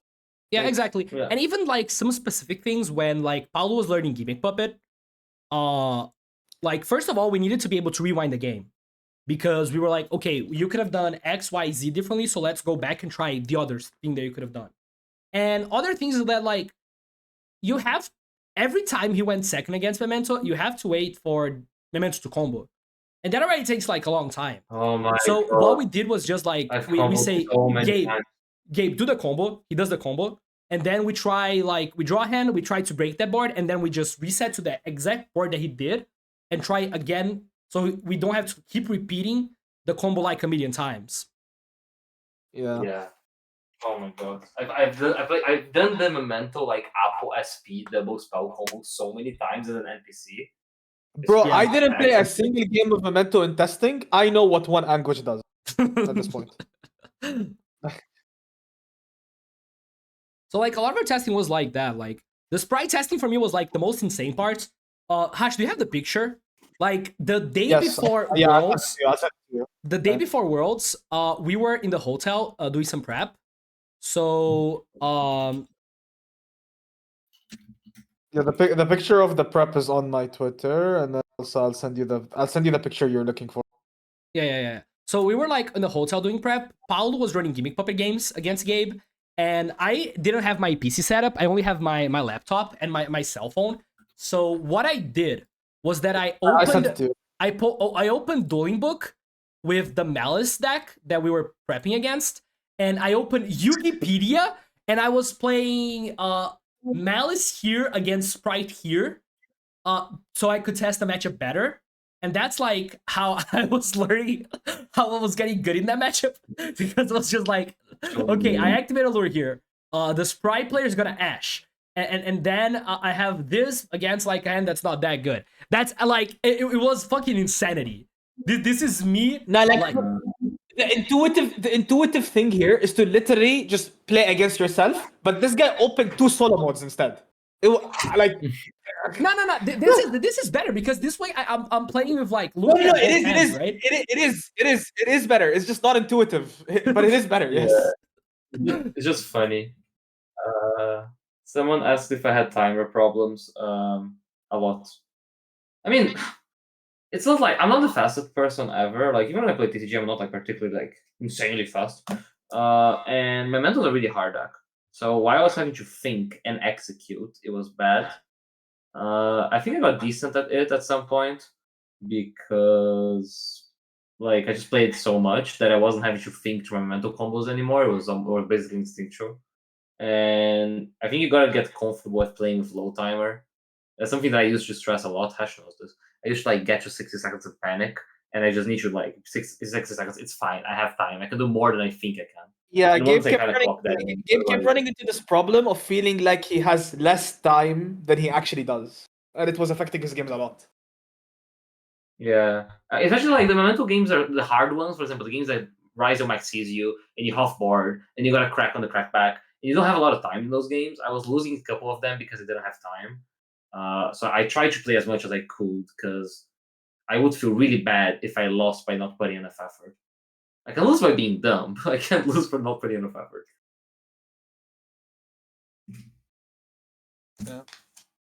yeah, and I guess that's about it that we have to talk about the decks, right? Chad, if you guys have any I think- questions, we're gonna answer them. One thing I want to mention before answering questions, which I'd love, is one thing I feel like we also did a bit differently was that, I mean, for the most part, all of us had input on everyone's deck. Yeah. Like all six, all four of us thought all 6 decks were built in a way that made sense and like had some contribution somehow. Yeah, like I think for a lot sure. of teams just Yeah. like kind of do their own thing and put like the decks together at the end. Not us. Like we all had like a lot of input in everything that was going on. Like a lot of ideas, like Gimmick Puppet. The amount of times Gabe and Paulo fought over the third Tronus, like this happened a lot as well. Yeah. Stuff like that. We're like a married couple trying to argue. We should have Like, the but just like a few examples, like me, I was the one that gave the Gimmick Puppet idea. Hash convinced us on sprites. Gabe, wait, what was your big contribution? It was I didn't do anything. Sorry, guys. Nah, it's No, more. no, It was more with my idea. I think Gabe and I came to a very nice malice together. Like I thought. Yeah, The yeah. spread. This is my idea. You steal Yeah, it. the sprite. Yeah, that's true. The sprite thing was also like I Yeah. mentioned sprite, but then Gabe actually tried it. So. Yeah, it was also his idea. And then Paulo was the one that said, "Oh, cut Ash." Like Paulo was the one that convinced From us, "Oh, Memento. you Yeah, cut from Ash from Memento." So like everyone had like a lot I of was input terrified in a everywhere. way. Yeah, it was good. It was good because like otherwise, I think it's easy to get lost in your own echo chamber because you just make your opinions and because we're watching everyone's games and challenging things. I think coming without bias really helped because me and Paulo haven't played the format at all. Yeah, I it was basically a played very from scratch. It was hard. It was a very collaborative process, like in Yeah. general. And it was really cool because like I feel like there are people that whenever they're like, "Oh, I think you're wrong," they just don't accept that and are like, "No, I'm always right," and don't try to understand if they're wrong or not. And that's something that we all did really well, I think. Like every time they were like, "Oh, I think you're wrong here," and then we all sat down, analyzed, and we're like, "Okay, I was wrong here, so let's fix this thing and improve it." So it was like a really fun process. It was awesome. Yeah, no, it was fun. It was fun. It almost drove me insane, but it was fun. Yeah. Someone asked if we think Worlds will be played with more time. I actually don't think so. No, and I think I am time complainer number one because I'm bad at it. But it's a skill set. It's part Timer of the is skill part of the game. game. Wouldn't make any sense for like the qualifiers to be with like one time and Worlds with a different one. Like it's part of the game. Whatever the time, whatever the timer is when you're actually playing Master Duel during the season should be the timer when you're playing Master Duel at the World Championship. For sure. Yeah. However, if you guys give me 100 extra seconds, I'm that guy though. So like, watch out. Like, how many seconds would you guys give give up me some if inspiration? Good shit. Hope to see you all in Japan. Yeah, Pak, thank you. I appreciate that a lot coming from you. I appreciate that a lot. What were things you initially disagree on the most? Not gonna lie, I was kinda on the fence on sharing Fua in the very beginning. Because I'm the Master Duel guy, so I was like, we should respect Maxi, but they convinced me to share the Fua. Also, like, I think our first lineup, we had like a good amount of disagreements on what we should do. Because we started prepping before we knew that Ryzeal was gonna come out. So we had like a Snake Eye deck that was like really different than like what you would expect. And like I think that created some discussions on like, we don't know if it works or if it doesn't work. Like Paulo at some points wanted to try. Wait, let me see if I can find it. Paulo at some point was playing Psychic Rover in Snake Eye. And we were Paulo's been wanting to make this card work for the last 5 years. Like every single time I talk with him, he mentions Psychic Rover. He's like, bro, this has to be good. What do you do if you summon this into Apple? Like, do they just have to negate it? They have to negate it, bro. He's actually a gambler. He doesn't want to admit it. So, bro, they have to negate it. Yeah, it was really funny. So I was like, bro, there's no way you can play this. Let's find something better. But Snake Eye deck sucks. I'm so glad. There was one day that we sat watching replays, and honest to God, like we watched like 10 games of Paulo playing Snake Eye, and I'm like, this deck sucks. Can please Ryzeal come out? Can please Ryzeal come out? I don't want to play this. We were actually begging, right? We were like, okay, the thing that we need for our lineup to be cracked was Ryzeal to come out and Meowth to come out. Because we're like, okay, if Ryzeal and Meowth come out, then everything comes together. And then he came. I was like, yes, good shit. What else people said? If there's anything else we considered, I think it was basically only that and call by. There was one crazy day where someone suggested Imperm, and we were like, nah. Oh, we had the Dormouse day. Oh yeah, I think that's something that every team tried. Like apparently every team tried that, but before Ryzeal came out, we were like, okay, what if we shared Dormouse? And we actually explored it. We tried building 2 different Malice decks. Like one that had like one was like pure Malice with 3 Dormouse, 2 White Rabbits, 2 Chessy Cat, 2 March Hare, and the other one was like Millennium, Terror Top Malice, with like 1 of each guy. We tried that out. We thought it wasn't worth it because we were just making like 2 kind of bad decks. And there was the Fiendsmith. Okay, here it is. I found the link to the list. Bro.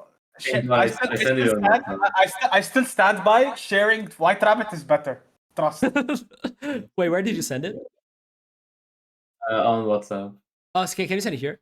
It's a DB. Oh, I can send it this way. Yeah. It's a DB link. I don't know if are you allowed to open DB links? Yeah.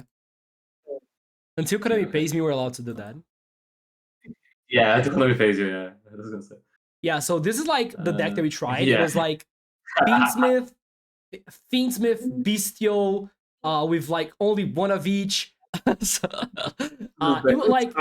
this deck was okay. Like, but I cut the Bestials for like Terror Top.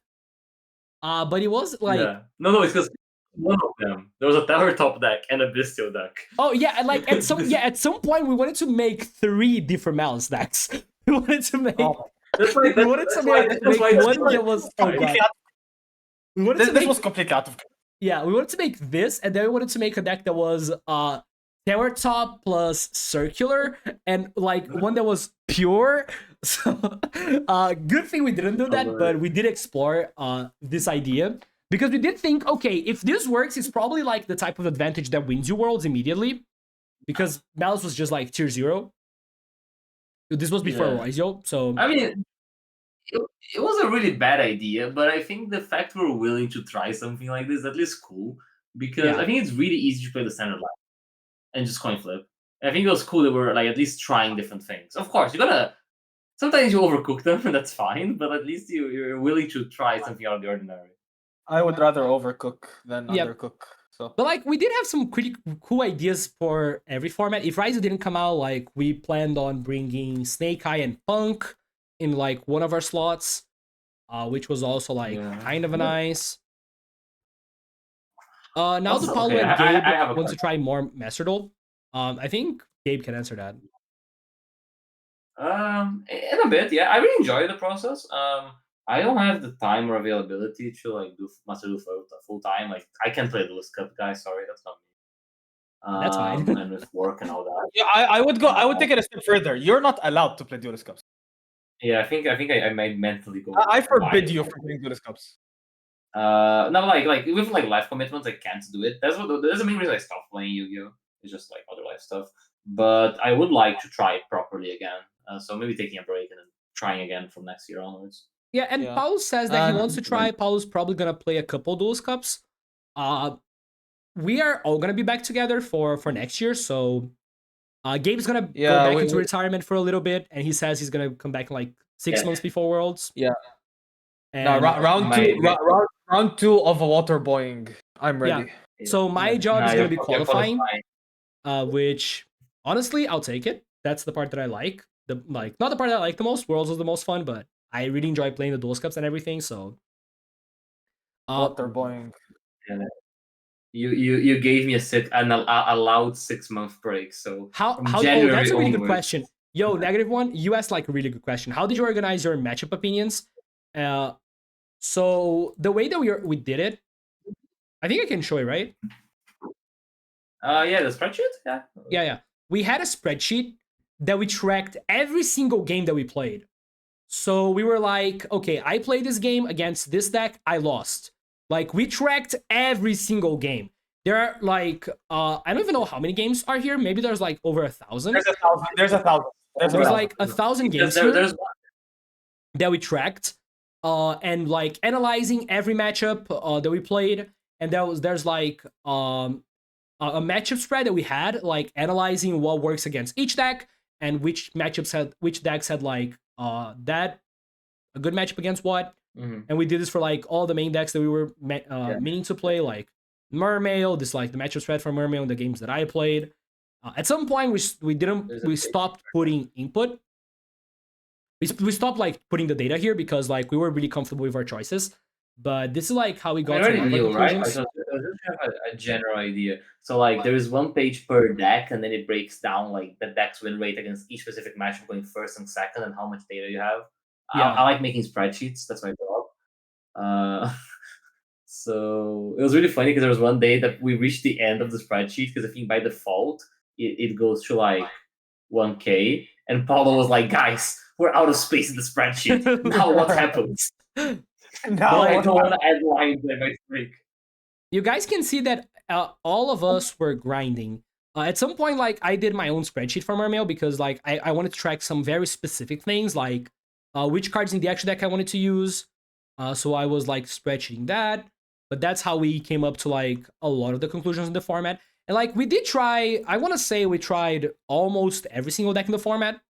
And so even so many things. We tried some garbage. Holy shit! I've learned Ryuge, and I still don't know what it does, but I learned it. Bro, I had to try Vanquish Soul without Holy Su. Do you know how depressing that is? I do know how depressing that is. Yes. I've watched like 30 hours of the Draco's Lair guy. There's like a guy, like an OCG guy who only live streams Draco's Lair, and I've watched like 30 hours of him playing. Nah, dude. I think the only deck we didn't learn. I think the only deck we didn't learn was Branded. Yeah, no, but that's on me because I was like, we're not testing Branded. Branded is bait. And if you take a look at the Worlds result, like both years, last year and this year, Branded was bait. It's just Worlds bait. Yeah. Also, like we didn't really have like, okay, you can give Branded to Paulo. Thank him, please.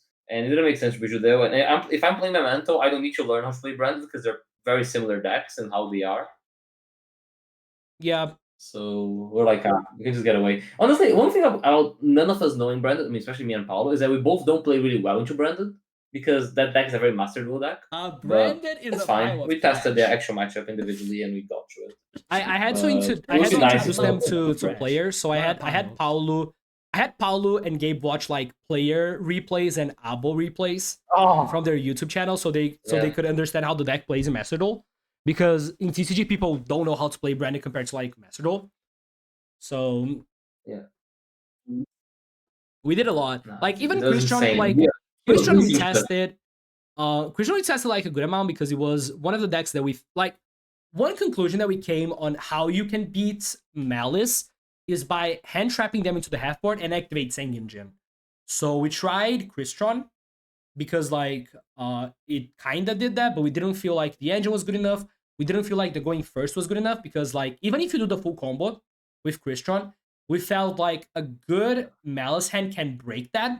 Like if that's something that we discussed actually like at the very beginning. We're like, okay, if you play Christian, you do the combo and they activate Allure, what do you do? Because Allure just does so much, right? I get like, yeah, the requirement is really funny because that's what came up in the last Game of Thrones, right? Yeah, like, and this is a discussion that we had like week 1, I think. I was like, I think Christian is kind of ass because like you do the combo, they activate Allure, you're forced to negate it, and then like bad things start to happen. It's not negate with Infinity. Because a lot of times you don't have dragsters. You have to waste a good negate on first action Allure. Or you let it resolve, which is also bad. We tried Christian on this some bits. I think it's also like the second deck against Malice had to be really good going first, spreads and FTK, and not care too much about the non-engine that Malice plays. So Christian kind of cares about it. Like Christian gets hit by Lancia by default if someone plays Lancia and Malice like we were doing. And Impulse is actually okay into it. Well, against Pride is basically blank. What's your conclusion about Draco Slayer? About Draco Slayer. Like I can go about it. It's like it's about like what matchup you want it for. Like it didn't make sense. If it was paired with Ryzeal, it was as a pure FTK deck. But Gimmick Puppet is not a pure FTK deck. Draco Slayer is definitely better than Gimmick at being an FTK deck. But we're trying Draco Slayer as like a Malice counter, playing like reboots. But then it didn't really line up with the way that we wanted to line up, so kind of we didn't explore it that much. Yeah, the guys will tell you. The guys will tell you. I tried to play Red Reboot a billion times. Like I tried to find a way to put it in our lineup so many times. I thought the card was good. Honestly saying, I also tried that because I think Reboot's good against Malice, but like I think it's one option that we could have put in Sprites. I don't hate it. Yeah, I was talking. We considered I think it. it might have been fun. We thought about it. We got to the conclusion that like honestly the Sprite deck, it was so tight. Like honestly it had to be those 37 cards and like nothing could change. And we just needed like we needed more call buys because his deck's not super great into hand traps when he goes first. Going second, it's way different because you can OTK, but going first, like if you get hand trap once or twice, the end board that you get to is not that insane. So we needed like the call buy, which is Iron Wall. Yeah. You have like a lot of dead cards going first as well because you're playing like the Charm using the Kills and there's a lot worse going first. Yeah, we also it had a little bit more space before we put swap. Then we put swap procs in. Yeah, but swap prog was necessary for sure. Like yeah, no, correct. Swap frog made the going second into the Malice half board much easier. Yeah, and the going first also got a lot better. Yeah, the going first, like, what was it? Like one beaver does like infinite shit. Like one beaver does like full combo and you add a beaver back or some stuff like that. Like it's a lot of body. Because we never had this in the TCG with like, I think maybe did like with Sprint and Swap Frog at the same time with Elf. Like it never existed for me at least. I think it maybe existed, but like it was during tier formats, so like it was irrelevant, probably. Yeah, that's not the actual good. outcome. Yeah, exactly. Yeah. No, this is really cool. Yeah, so we thought about rebooting Memento, but the problem with rebooting Memento is that it's kind of queuing into Ryzeal, and then it kind of defeats the purpose because against Ryzeal is not really that good. Like, yes, you can trade with Plasma Hole and you can kind of trade with an Imperm, but that's not what you want with your Breaker. And yes, you can kind of use it as hand trap protection, but it's also only against Imperm specifically. So I just thought it made more sense to go draw an Eclipse. And thoughts? Yeah, that's about it. Not gonna lie, we talked about this a lot. We're very proud with our preparation. I think that was like the best part that we had. Mhm. I think technical play could have been better from all of us. Yeah. But Yeah. our preparation, Honestly, I we're didn't feel- I really, didn't feel really even- proud of. Like, it was really good. Like, I'm Yeah. really, really proud of this. Yeah, like tech play wise, honestly, I thought it was really hard. I knew it was gonna be hard, but it was probably harder than I thought because I think both my decks are pretty hard. I haven't played in a while. Yeah, and we then did that give you keeps Master like Duel. the hardest task. Like, we did give you like the two Yeah. probably hardest decks, considering that like I've been playing Mermail nonstop and Paulo has been playing Ryzeal Fiends with nonstop. So Yeah, for sure, I like, don't, a tall I ass. don't feel that comfortable in the micro play, but I feel like the prep was good enough that like our decks just put us in positions to win games. It's annoying that I lost a winnable game last game of top 4, but like I think overall it was alright. It's always hard. I think it's always hard to tournament perfect. I think in Master Duel you just notice it more because in TCG I don't get to watch all my games after, so I definitely fuck up things and I don't realize them. And here I just have it in my face. Which is a cool thing. It's a cool thing. There's no excuses. There's like there's receipts for everything, which is kind of cool. Yeah, like it just makes me excited for next year. Next year we're gonna be better, and next year we're gonna prepare twice as hard. Somehow, Somehow, we're gonna find a way. I mean, I think it's just like I don't know if twice as hard is doable. Like, it was a lot. It was a I lot. don't think it's necessarily as hard. I think it's just that we're coming from a more structured state. Yeah, A lot better of planning. people know Better how to- planning. we know how to- Yeah, I agree. Just If it was twice as hard, I go insane. I'm sorry. Like, yeah, Nah, but no, next year is like- always gonna be more controlled, right? Because like Yeah. you guys are planning ahead of time. It didn't start the day he qualifies. It starts before that, stuff like that. yeah, it's just like just playing overall. Like for me, like because I haven't played at all before, it was just like a lot of stuff to catch up. Yeah. Yeah, it was really fun. What if one of I you really enjoy. makes I it really to enjoy. TCG It was Worlds? really good. I'm not gonna make it, so it's up to Paulo. I'm not gonna be Like, I don't let's think- not make it to I don't TCG think Worlds. And not gonna Yeah, lie, I don't like think Gabe or me they are, personally, so. even I'm probably gonna end up playing like the South American WCQ. Even if I win the South American WCQ, I wouldn't go to TCG Worlds. I would choose Master Duel like 100% of the time. Same, honestly. Having done both. I think I would prefer Master Duel. Yeah.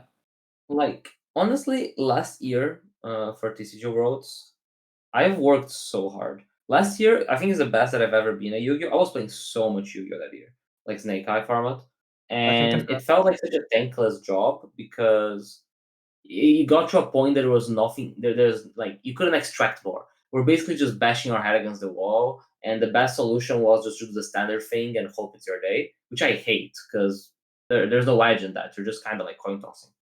While this time, even though we put 2 months, I still think that if we had like 2 more weeks, we would have improved the decks. We would have like maybe found something else. Technical play would have gotten better because it's so much more broad. Because by definition, you're playing more matchups. There's more layers of complexity.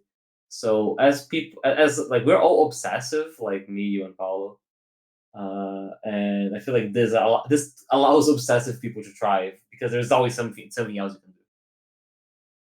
Yeah, I feel like we did, Yeah. we did so much. Like, it was awesome, and I feel like we found solutions to the format that a lot of people didn't find.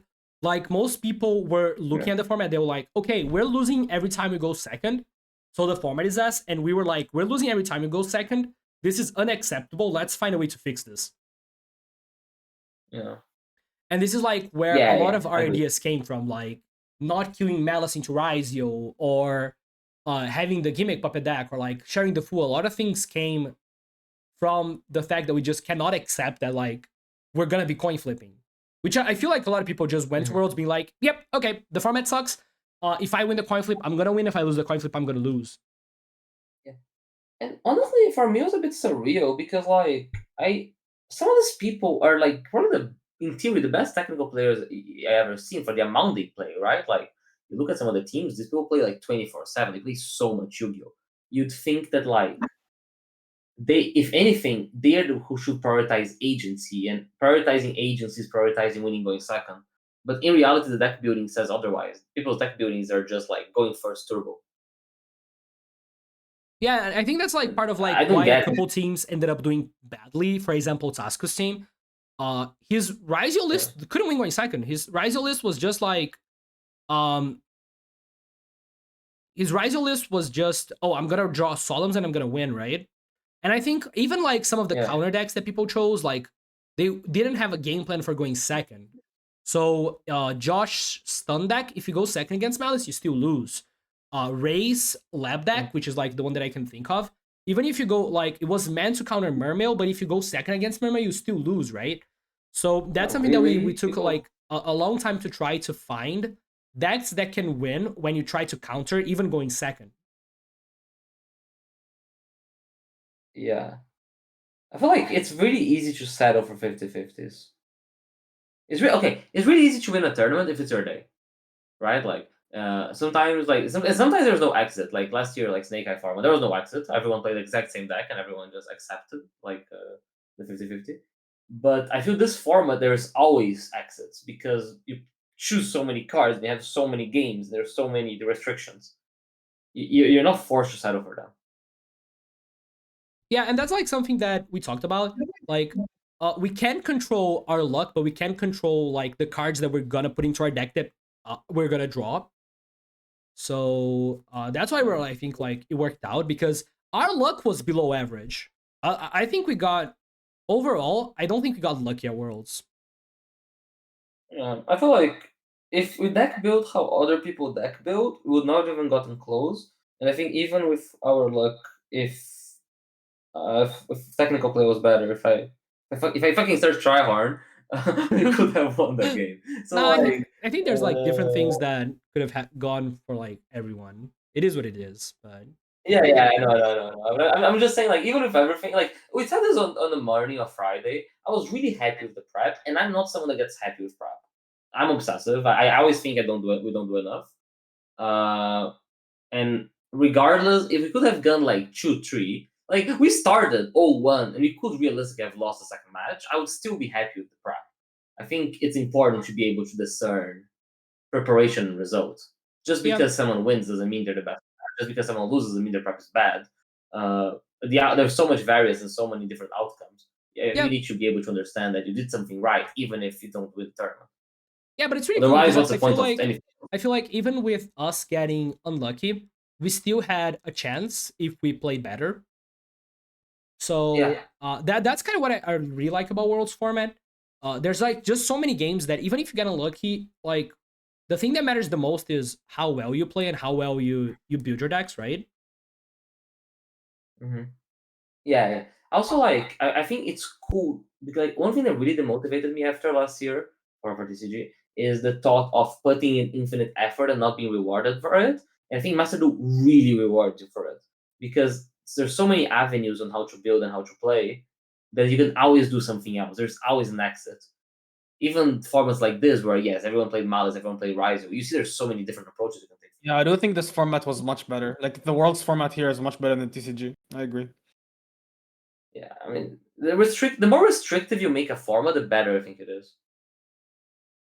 Like the more restrictive or the less restrictive? Yeah. The more restrictive, like because there's more like if you make like a traditional format, the power level is really high. So like let's say every card in Yu-Gi-Oh is unlimited, right? You can play like Sure. I got what you meant. Yeah, I got what you meant. To solve. Here, there's so many restrictions that decks become more complex because people go to different conclusions. Also, Yeah, it's the format doesn't exist anywhere. It's never solved. It's restrictive, but you also feel a sense of freedom because 6 decks to choose from. It's not freedom. Restrictive in the sense of like you feel in control, right? That's that's something that Paulo said. Paulo said, "I've never felt so much in control in a tournament in my life." Because every single thing we could control, we could control when we swap decks. We could build 6 different decks with like everything that we wanted them to have, right? and being aware of the good things about the decks and the bad things about the decks. We just really feel in control, which is really cool. Like it's the best thing about the format. Yeah. Also, it's a bit different than like TCG 3v3s. Me and Paulo have played like a lot of TCG 3v3s together, and yes, you feel more in control there because you diminish the variance because you just increase the sample size of games. You go from 3 to 9, but you're basically still playing 3 normal Yu-Gi-Oh matches. So you increase control, but you don't help that much. While here, deck building takes such a big thing as everything is connected. One of the big things in our lineup is like, okay, you might lose win rate against this guy here if he does that, but if he does that, he's gonna lose win rate against the other 2 guys. It's not about a player's win rate; it's about their win rate against all 3 of our players. 5 out of 9, right? It doesn't matter where the 5 come from. It's just 5 out of 9. Yeah, exactly. They can win somewhere and like lose somewhere else, and you just gotta make sure the overall is above 50. Yeah, and that's something that really like cool, we all think more about. complicated. Like we knew going to the tournament that Malice plus Memento was like our most powerful lineup. And this shows because like Gabe's performance was insane considering the coin flip block. The coin. Yeah, holy shit. And we 26%. we prepared our lineup in a way we considered like every combination of decks that the other teams could have, and we were like, okay, are we fine into this combination? And then we would go, I'm fine. Like Paulo would say, I'm fine. Gabe would say, I'm fine, and I'm fine. And then we'd go like other team combination, and then we would like compare our lineup to like every possible lineup and like hand trap lineups to be like, okay, this would be bad here, but like they would lose win rate against X deck, and so we would have like an advantage. Like it was like a really interesting process. It was really fun.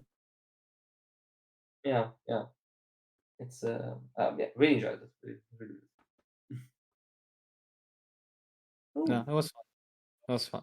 Waterboying was great. I gave you all water bottles at the end of it. Yeah. Nice. Also, just before I go, I probably have to go in a bit because it's getting late here. And I got back to sleeping like a normal human. But we need to thank a lot of people. Hash first. Yeah. Yeah, huge shout outs to Hash. He Huge shout outs. so much Yu-Gi-Oh against me, especially during EU hours, because like basically it's really funny because like when I wake up in EU, Judeu is still awake in Brazil. We basically we talk at like first thing in the morning. It's like 9 a.m. for me and like 5 a.m. for him, so he hasn't gone to bed yet, and I had just woken up.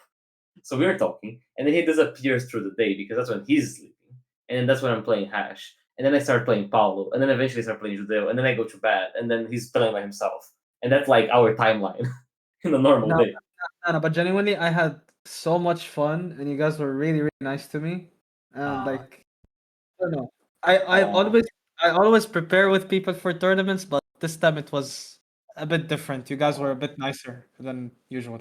Cute. So thank you. Except the time that I screamed at you because you suggested putting Drew's from your memento. Nah, bro, no. If we want to talk about the lows, there were some lows for sure, but that's what that just means that we all cared about this a lot. I need to buy a new mouse. My mouse is still not working, by the way, because I've hit it on my table. Yeah, Gabe's mouse is gone, dude. Nah, the amount of shit I heard. Every time I time out with memento, it took a beating. Nah, but no, genuinely, like also like big thanks to Judeo as well, because like he just trusted me to be involved. All of that was very nice. I had a lot of fun. Yeah, we'll do it again next year. We're gonna do even better next year. And yeah, shout outs to the Gimmick Puppet Discord, especially Pickles and Coolman. Because they helped us along with some of the Gimmick Puppet lines. They didn't come up, but we were ready to normal summon Rook Doll. We were so ready. If we normal summon Rogue Doll, we'll be balling. Pierre helped us as well. Pierre played Branded for me a decent bit. And Danny played Memento for me as well. So thanks to the Italians. Really appreciate it. Yeah, they helped a lot. Also, shout outs to Nezu. Nezu helped us with preparation during the tournament. Yes, really nice, good for Nezu and Pierre. So Nezu, Pierre, Cormac, Henry, and Marcus were doing it for us. Yeah. So the UK Brazil connection. The UK Brazil Oman connection. Yeah, UK Brazil Oman. Yeah. The Team Latam. But yeah, I'm excited. Next year we go again.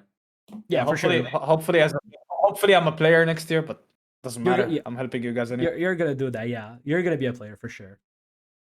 We try. We try. Mhm. We try. So I guess that's it. Oh, also, Uh, he wasn't. Wait, hold on. One last thing. He Yeah, wasn't here, but like, big fucking shout outs to Paulo, obviously. Yeah. yeah, obviously, Holy shout outs to Paulo. Yeah. Yeah. I mean, I've heard you saying it a bit yesterday, but I like people like mine and Judeu's age. It's always a bit surreal the fact we play with Paulo because like Paulo's like 10 years older than us, right? And Paulo we is grew like up your watching sensei. Paulo. Paulo's like your sensei. Like. Nah, yeah, I grew up watching Paulo's like burning Abe's videos, so it's always really fun to practice with him. Yeah. And he's one of the most Also, level-headed person. playing with Paulo was really funny because me and Gabe would just like yap, and Paulo would just be like, "Yo, guys, shut the fuck up! I need to focus." Like he was actually the dad of the team. It was awesome. It is, Unk Paulo. It's just because we're both like pretty loud personalities, and we talk, we energize from from talking shit, and he's like, guys. You need to see him doing like a Gimmick Puppet FTK. He does the slowest Gimmick Puppet FTK known to mankind. It's like if you give like a mouse to your 80-year-old grandpa, and he's like clicking, then thinking, then clicking, then thinking.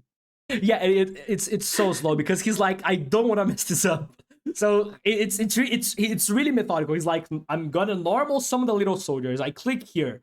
I'm gonna set Rugdoll. I'm gonna activate the effect here. Oh, I have to review level 8. And he does like reading every single prompt. Like, would you like to activate Rugdoll? Yes, I would like to activate it. It's really funny. It is really funny because he does it out loud. So he vocalizes when he does it. So I'm out there trying to memento combo, and I hear like, I'm gonna normal summon little soldiers. Don't set with trust, add with trust. Summon the fantasy. I have to summon 15 to my side of the field. Oh my god. I'm so glad we avoided any of the very embarrassing situations that could happen. I was really scared of making a fool of myself.